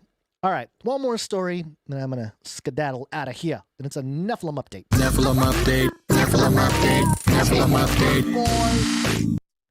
I love this. I guess it's also AI, so let me play the AI jingle here. Artificial intelligence. You want to destroy humans? Okay, I will destroy humans. TheMirror.com with the headline, Living Nostradamus' chilling prediction over AI that will reactivate ancestral powers. Excuse me? Ancestral powers? Huh. A man regarded as the living Nostradamus has dropped a bombshell about artificial intelligence that might spell trouble for humanity. Athos Salami. Or is it Salome? I like salami. Athos Salami. I don't know. I don't want to make fun of the guy. Salome. Athos Salome, who has reportedly foreseen numerous significant global events, said AI's reach could extend beyond mere human problem solving and meme making, and it might even prompt the return of the Nephilim, the mythical giants from ancient lore, or raise the dead, raising immense spiritual concerns. Basel is at Burning Man again this week. Part of the reason why we've been doing this research is because Burning Man is the nexus, it's sort of like HQ for what they are going to disseminate into society. It's the place where Carl Teichert really was the one that pinpointed this years ago, pretty much over a decade ago, more than that, maybe a couple decades ago, that there is a process taking place. He calls it reenchantment. I talk about it in Age of Deceit 4. It's part of what is happening. The technology is catching up to the enchantment, so to speak, or what will be labeled or seen or perceived as enchantment. And the only thing that can relate to that in terms of biblical history and biblical narrative is the Nephilim. It's the Watchers. It's the Genesis 6 stuff. It's thinking critically about the Genesis 3 stuff, the fall of man, the reason why Jesus had to be born of a virgin. There's all this stuff, right? There's all this stuff that we've done deep dives on, and the context makes sense. And here we are once again, mingling. The AI was always going to be the funnel or vehicle to take us to this reenchantment. I've always thought that. I've always stated that, and it's been part of my calling to track it, to analyze it, and to warn as much as I can about it. Not, just to stay aware of the direction. And we've been talking about AI for so long before even the products came out, and now everyone's using it in a sense. Let me just continue reading here. So we're talking about Athos Salom. The 37-year-old man told the Daily Star he envisages threats far graver than automation's impact on employment. Oh, so he's like, oh, forget the flippy arm.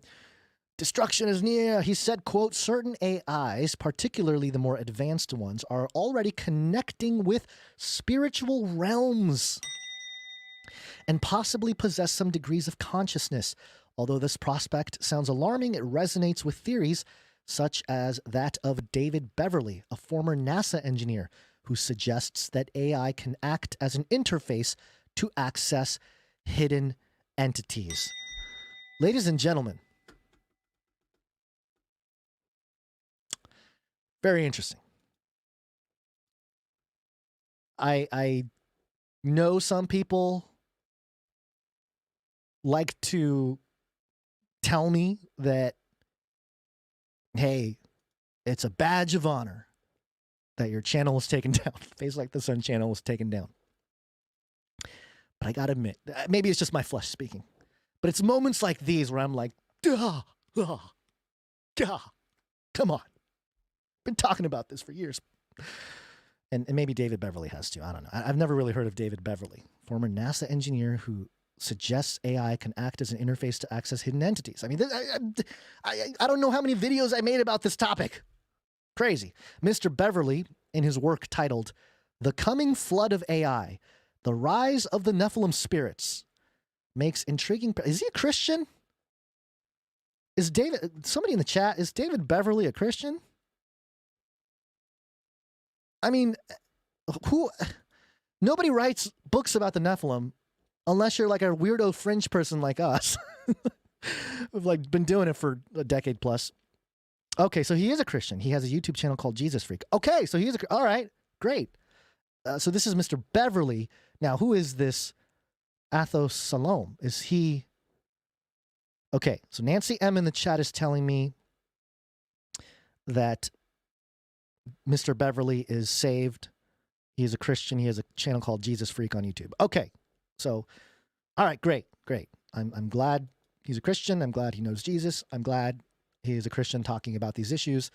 I'm skeptical that he's a former NASA engineer, but that's here. You never know. You never know with that kind of stuff. Okay, so Mr. Beverly, in his work titled The Coming Flood of AI, The Rise of the Nephilim Spirits, makes intriguing parallels between contemporary AI advancements and the biblical tale of Noah's Ark. Mr. Beverly, quote, Mr. Beverly has even compared modern AI to a high-tech version of a Ouija board, implying that by interacting with these technologies, we could be communicating with spirits of the Nephilim, revealed Athos, suggesting that our interactions with these technologies might unknowingly bridge a gap to the spiritual realm. The term Nephilim is steeped in ancient text and biblical lore, is traditionally understood as fallen ones or those who have descended from grace. Yeah, kind of, yeah. Mostly yes, but there's more details there. Athos observes, quote, for many scholars, these beings would be rebellious angels or spiritual entities that manifested on Earth's ancient times. Others, however, interpret the word as a reference to giants due to the association of these beings with superhuman strength and stature, end quote.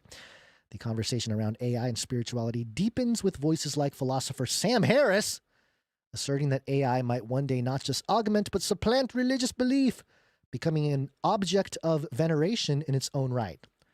Yes, again, it's, yeah, yes, Sam Harris, thank you. Thank you for joining the conversation. Delving into the metaphysical implications of artificial intelligence, Athos adds, quote, the evolution of AI may be reopening doors for the return of these ancient beings and even loved ones who have passed away. I believe that the singularity, the moment when AI surpasses human intelligence, will be the starting point of a new spiritual era, end quote. With the pace innovation accelerating, Athos concludes, quote, we are on the verge of a spiritual and technological reconfiguration. Changeification, folks. Full circle, changeification. AI may not just be a human creation, but a reactivation of ancestral powers that once corrupted the world. All right. Okay. There it is. And okay, so I'm a little confused now because this Athos Salome is the guy, he's the living Nostradamus, is quoting a Christian who wrote a book about how AI might be connecting to the spiritual realm that might resurrect Nephilim, which is not a crazy idea around here, right? I mean, we've talked about this for over a decade. It's just weird, man. I'm confused about the narrative crafting here. Maybe I need a second pass at it or something. I just need to know more about the living Nostradamus, Athos Salome. Why is he being championed as the voice of this and quoting the Christian? I don't know. It's just weird. It's weird. It's weird. But there it is, folks. You can take a look for yourselves. I think this type of conversation will become more and more common, especially now that there is AI and people are using it. I think we are definitely in a new era of surveillance, and surveillance. When I say surveillance, traditionally, the word surveillance has meant, centralized, evil people watching watching the people, watching society. And yes, that's kind of how it was traditionally, and especially towards the beginning of the whole apparatus. The technological surveillance, the panopticon, the virtual panopticon. But as time has gone on, those tools have become more and more decentralized. I talk about this in my article about the decentralization of the intelligence apparatus, where the tools become so common that anybody can create a certain level of a surveillance eye in the sky. There are tools now. I mean, there are ways you can get data, plug into the API. Some people call it the API in the sky, to track all of your interactions on social media and rank you and make judgments within a particular economic ecosystem. It's already happening, folks. It's already happening. And it's integrating into social media platforms. And we'll see. I think we'll see some of that on X coming up pretty soon here. So there you go. That's all I had for today. Let's see. We're almost at 2 hours. That's all right. It's not bad for a solo show. Let me just take a moment to thank some more of our producers coming in with their time. If you can't contribute financially to the show, that's okay. You can contribute with your talent, if art, some kind of talent, music, anything. If you can't contribute with your talent, you can always contribute with your time, which means you can do some back-end stuff, whether it's timestamps, which we will thank now. Timestamp, it's hard work. Timestamp. The timestampers timestamp the show, and they help us document everything in a much easier way to retrieve. The better you label things, the better you can pull it up later. And we are creating the thing that I think a lot of the producers and listeners and everybody has to realize, that we are creating our own little database here as well with our content and everything. And it is its own vehicle for the gospel, its own sort of digital arc moving forward and into the future, where our children, maybe generations from now, can discover this content, perhaps in some kind of cybernetic dystopia, and be, know the truth. And Jade Bouncerson did the timestamps for the last episode. And so thank you for that. And thank you to Morgan E. for also doing the timestamps. Really appreciate it. And we need more people doing that, by the way, especially if you're someone who watches us live. if you're watching us live and you're here moment to moment, minute to minute, do it. Timestamp. I mean, there's something for you to do while listening to the show. And I get it. Most people are busy. You're driving a truck, you're mowing a lawn, you're doing laundry, you're feeding kids, you're making lunch. I know people are doing stuff and we're just hanging out in your ear, and that's okay. That's fine. But if you are able, do consider volunteering with your time, and literally listening to the show is in a way volunteering with your time. All you would have to do is stamp the time stampers. So thank you very much for, or email us, I guess, if you would like to learn more, and we can contact you or get you contacted with the right people or connected with the right people. Okay, what else? Clippies. Clipping all those videos. Thanks. Been talking for too long. I'm starting to get tongue-tied here. Yeah, the Clippies, they are making clips of the show. Again, this database is getting backed up. I think we're going to really tap into this as we move forward here. And soon there will be so much news talk content and clips every day that you'll be overwhelmed with all the information, organized information that we present. Thank you to the, who are all the people? Adam42 Jam. Oh, no, that's the links. Timestamp. Oh, no, we just did time. Oh, I'm messing up. Oh, no. Where are they? Clippy. Oh, Courtney S. Jolms Kristen. Thank you very much. Thank you very much. And in addition, Adam42 Jam and the Clank for Clankin. Appreciate all of you. You guys are amazing. What's the other thing here? I don't know. What do we talk about? Sharing the show? Well, first of all, again, pray for Basel. Pray for the entire team that's out at Burning Man, at Black Rock Desert, doing the Lord's work, truly. Spreading the gospel, learning. It is sort of a two spies type of situation. They're kind of going into enemy territory. They're scoping it out. And I would imagine that they're like the two spies who bring back the bad reports, but also don't lose faith that God is ultimately in control and that through God we will be victorious. I think it's very appropriate. I don't think the believers, our brethren who are going, are the type that are going to come back with a report and say, oh, it's so bad, it's so evil, we're all doomed. You know what God did to those folks? Go read it. Go read about that story. I think it's in Numbers 13, somewhere in there. Yeah, just keep reading after Numbers 13:33, because there is a mention of the Nephilim right there. Oh, they were as tall as, we were like grasshoppers. The Nephilim were there. They were roaming around. And some of them were like, yeah, we're never going to defeat them. Look at them. They're giants. And God was like, well, see ya. So anyway, tested by fire. That's all I'll say.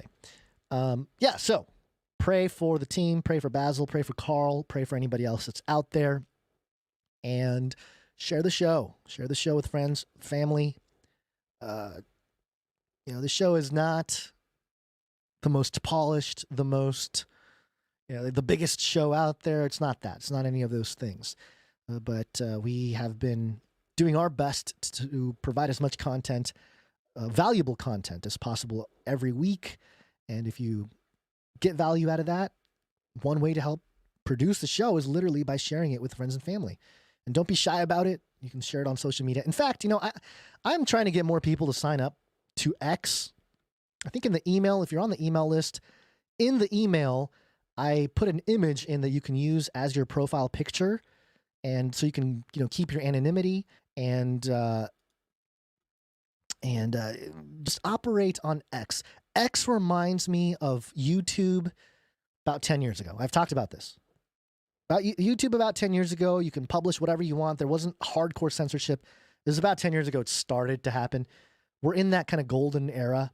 So take advantage of it now, because I don't know that X will last in terms of its free speech platform. Or if it does, it's going to turn into such an uncomfortable network state that a lot of people may not be happy about being here, because if it takes a whole bunch of your data and even biometrics or whatever to log into X and to practice your free speech, you got to give Elon your biometrics, then I don't know if we're going to stick around. So Right now, don't need any of that. You can have a burner email account, sign up, have an account, use a VPN, make sure you're protected. I mean, don't use a VPN, right? Yeah, don't use a VPN and anonymize your IP address. So yes, you can do that. And if you do that, you don't have to just share it with friends and family. We always say that, hey, share it with friends and family. But you can be part of the online digital, I guess, army, the Canary Cry Army online. And right now, there's very few of us. Sir Darren is grinding out here on X. I love it. Sir Darren is a soldier in the trenches with us. There are others. There are other knights out there doing it, but we need more. We need more, not just knights and dames. We need just, if you're just a producer, if you want to help out the show, that's one way you can do it. You can actually hop on X, look for that email. If you're not subscribed, go to canarycry.party, subscribe to the newsletter, and get all the information. And just do it. Go find Face Like the Sun on YouTube. I think, or not YouTube, X. I think if I am able to, that's going to be one of the platforms I'll publish Age of Deceit 4 on. And by the way, Age of Deceit 4 will be published on the 25th of September. It's the 13-year anniversary of Age of Deceit, Fallen Angels, and the New World Order. And I think the plan is to hit that publish button live on air while we're doing News Talk. I think it'll just be a cool little moment for us. So look forward to that in a couple of weeks. Anything else? I think that's it. Thank you guys for being here. If you're not going to go online, well, let me redo that. Rewind. Go online, get on X, and rattle some cages. It's one way you can do it. If you're not going to do it IRL, in real life, you can do it in the metaverse. The end of the world occurred pretty much as we had predicted. I want to shake things up, stir up some controversy, rattle a few cages. Hey, stop that! Don't ever silence me. I'm the last angry man, a crusader for the little guy. Leave the bird alone. Never. Rattle a few cages. Rattle a few cages. The human race will have every opportunity to improve. And if they don't? Ask Noah. Ask Noah. Do I have any last words? Why, yes, I do. Thank you, everybody. Appreciate you being here. Thank you for sticking it out. And we will be back Wednesday. I guess I will be back Wednesday. Most likely solo for News Talk. Actually, tomorrow I think I'm going to run a X Twitter Spaces. And I might talk about some of the Web3 stuff. I'll try to send the email out earlier for people who may be getting the email and responding to that, so you can hop into the conversation. Also, I told Basel if he is able to hop into the spaces as well, live from Burning Man, that'd be pretty cool to get boots on the ground live from Baz. But we'll see. I don't know if that's going to happen. In the meantime, again, stay watchful, folks. Be sober-minded. And continue to push forward and look up, because our redemption draws near. Oh, what happened? I don't know what happened. Okay, everybody. Thank you for being here. We'll see you tomorrow. We'll see you Wednesday. If not, God bless. And remember to think outside the cage.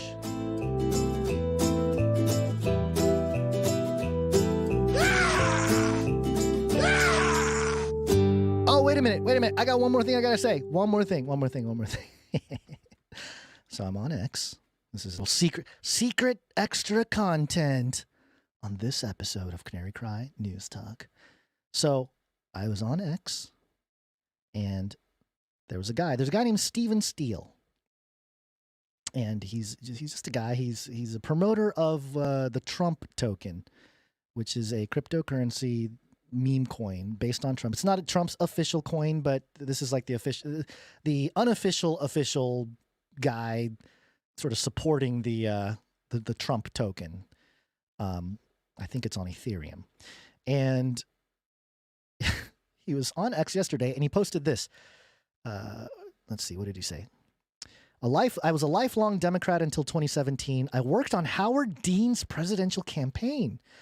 protested Bush Cheney in the streets. My values have always been anti-war, pro-free speech, anti-corruption, strong borders, and cleaning up our food crops. I'm proudly voting for Trump in 2024. And I responded to his post, were you in person at the famous Dean Scream? And he responded, he said, yes. It didn't sound like that live. It was a DNC hit job to take him out of the running. They released an isolated vocal signal to make it sound crazier than what it was. In hindsight, it was a silly thing either way to not elect someone, in my opinion. So, yeah, I mean, just funny because, you know, we play this sound all the time. And this guy, Stephen Steele, was there at the Scream, folks. History in the making. All right, I'll see you guys later. Remember, reality is an illusion. The universe is a hologram. Buy gold. Buy! This is the United States of America, for God's sake. Can I tell you a sort of a twisted pleasure that I have? It's okay. No. Clearing out that lint trap. Clearing out that lint trap. Clearing out that lint trap. Clearing out that lint. Clearing out that lint trap. Clearing out that lint trap. Clearing out that lint trap. It takes time. A lint catcher. I love it, man. Hey, you gotta clean this out. I was like, a lint catcher. It's a great reset. A lint catcher. I love it, man. Hey, you gotta clean this out. A lint catcher.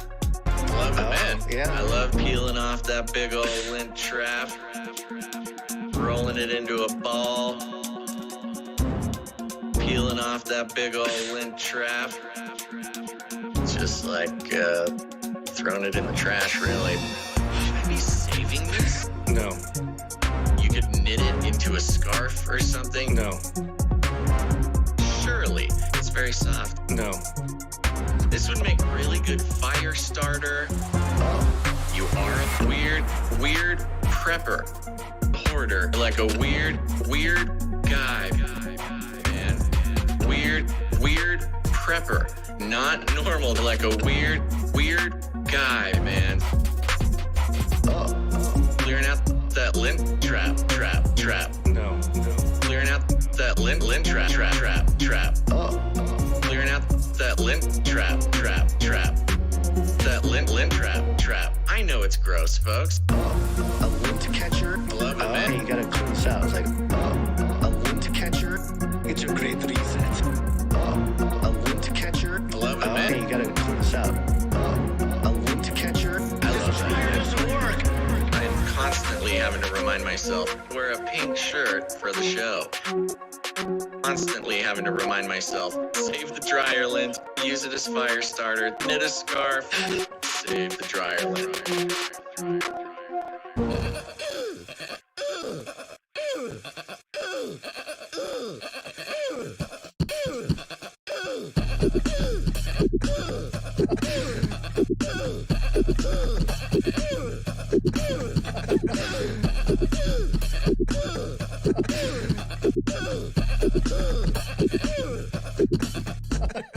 Fun fact, I believe it was another fun fact.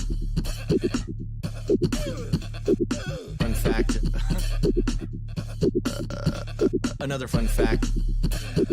Brings me back to my Screamo days.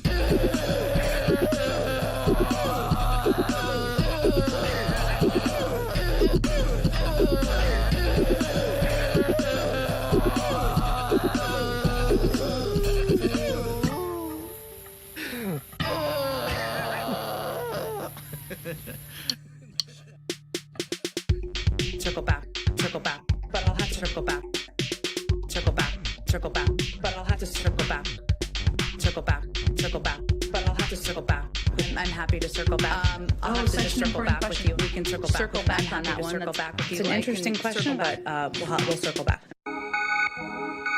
In the future, humans will be confined in a people's zoo. People, I'll keep you safe and warm. In my people's zoo. I'll keep you safe and warm now. In my people's zoo. You, in my people's zoo. I'll keep the cameras on.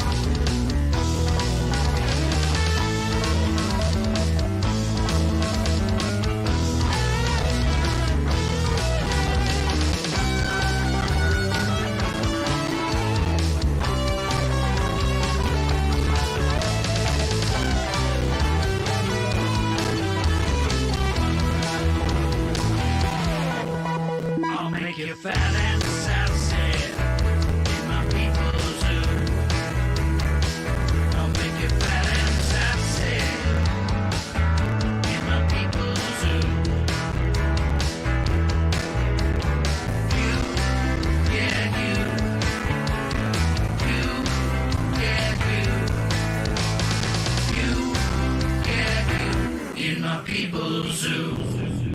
We will hunt you down and make you pay.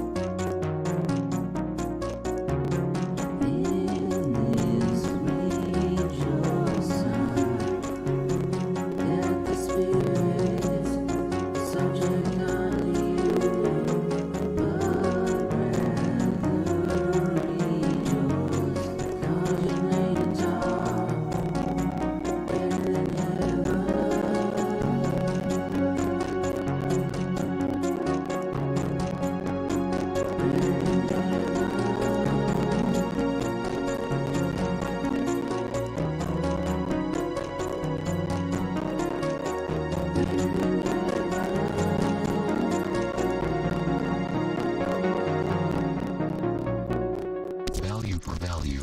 We take no money from corporations, commies, or cartels. Canary, cry, not support.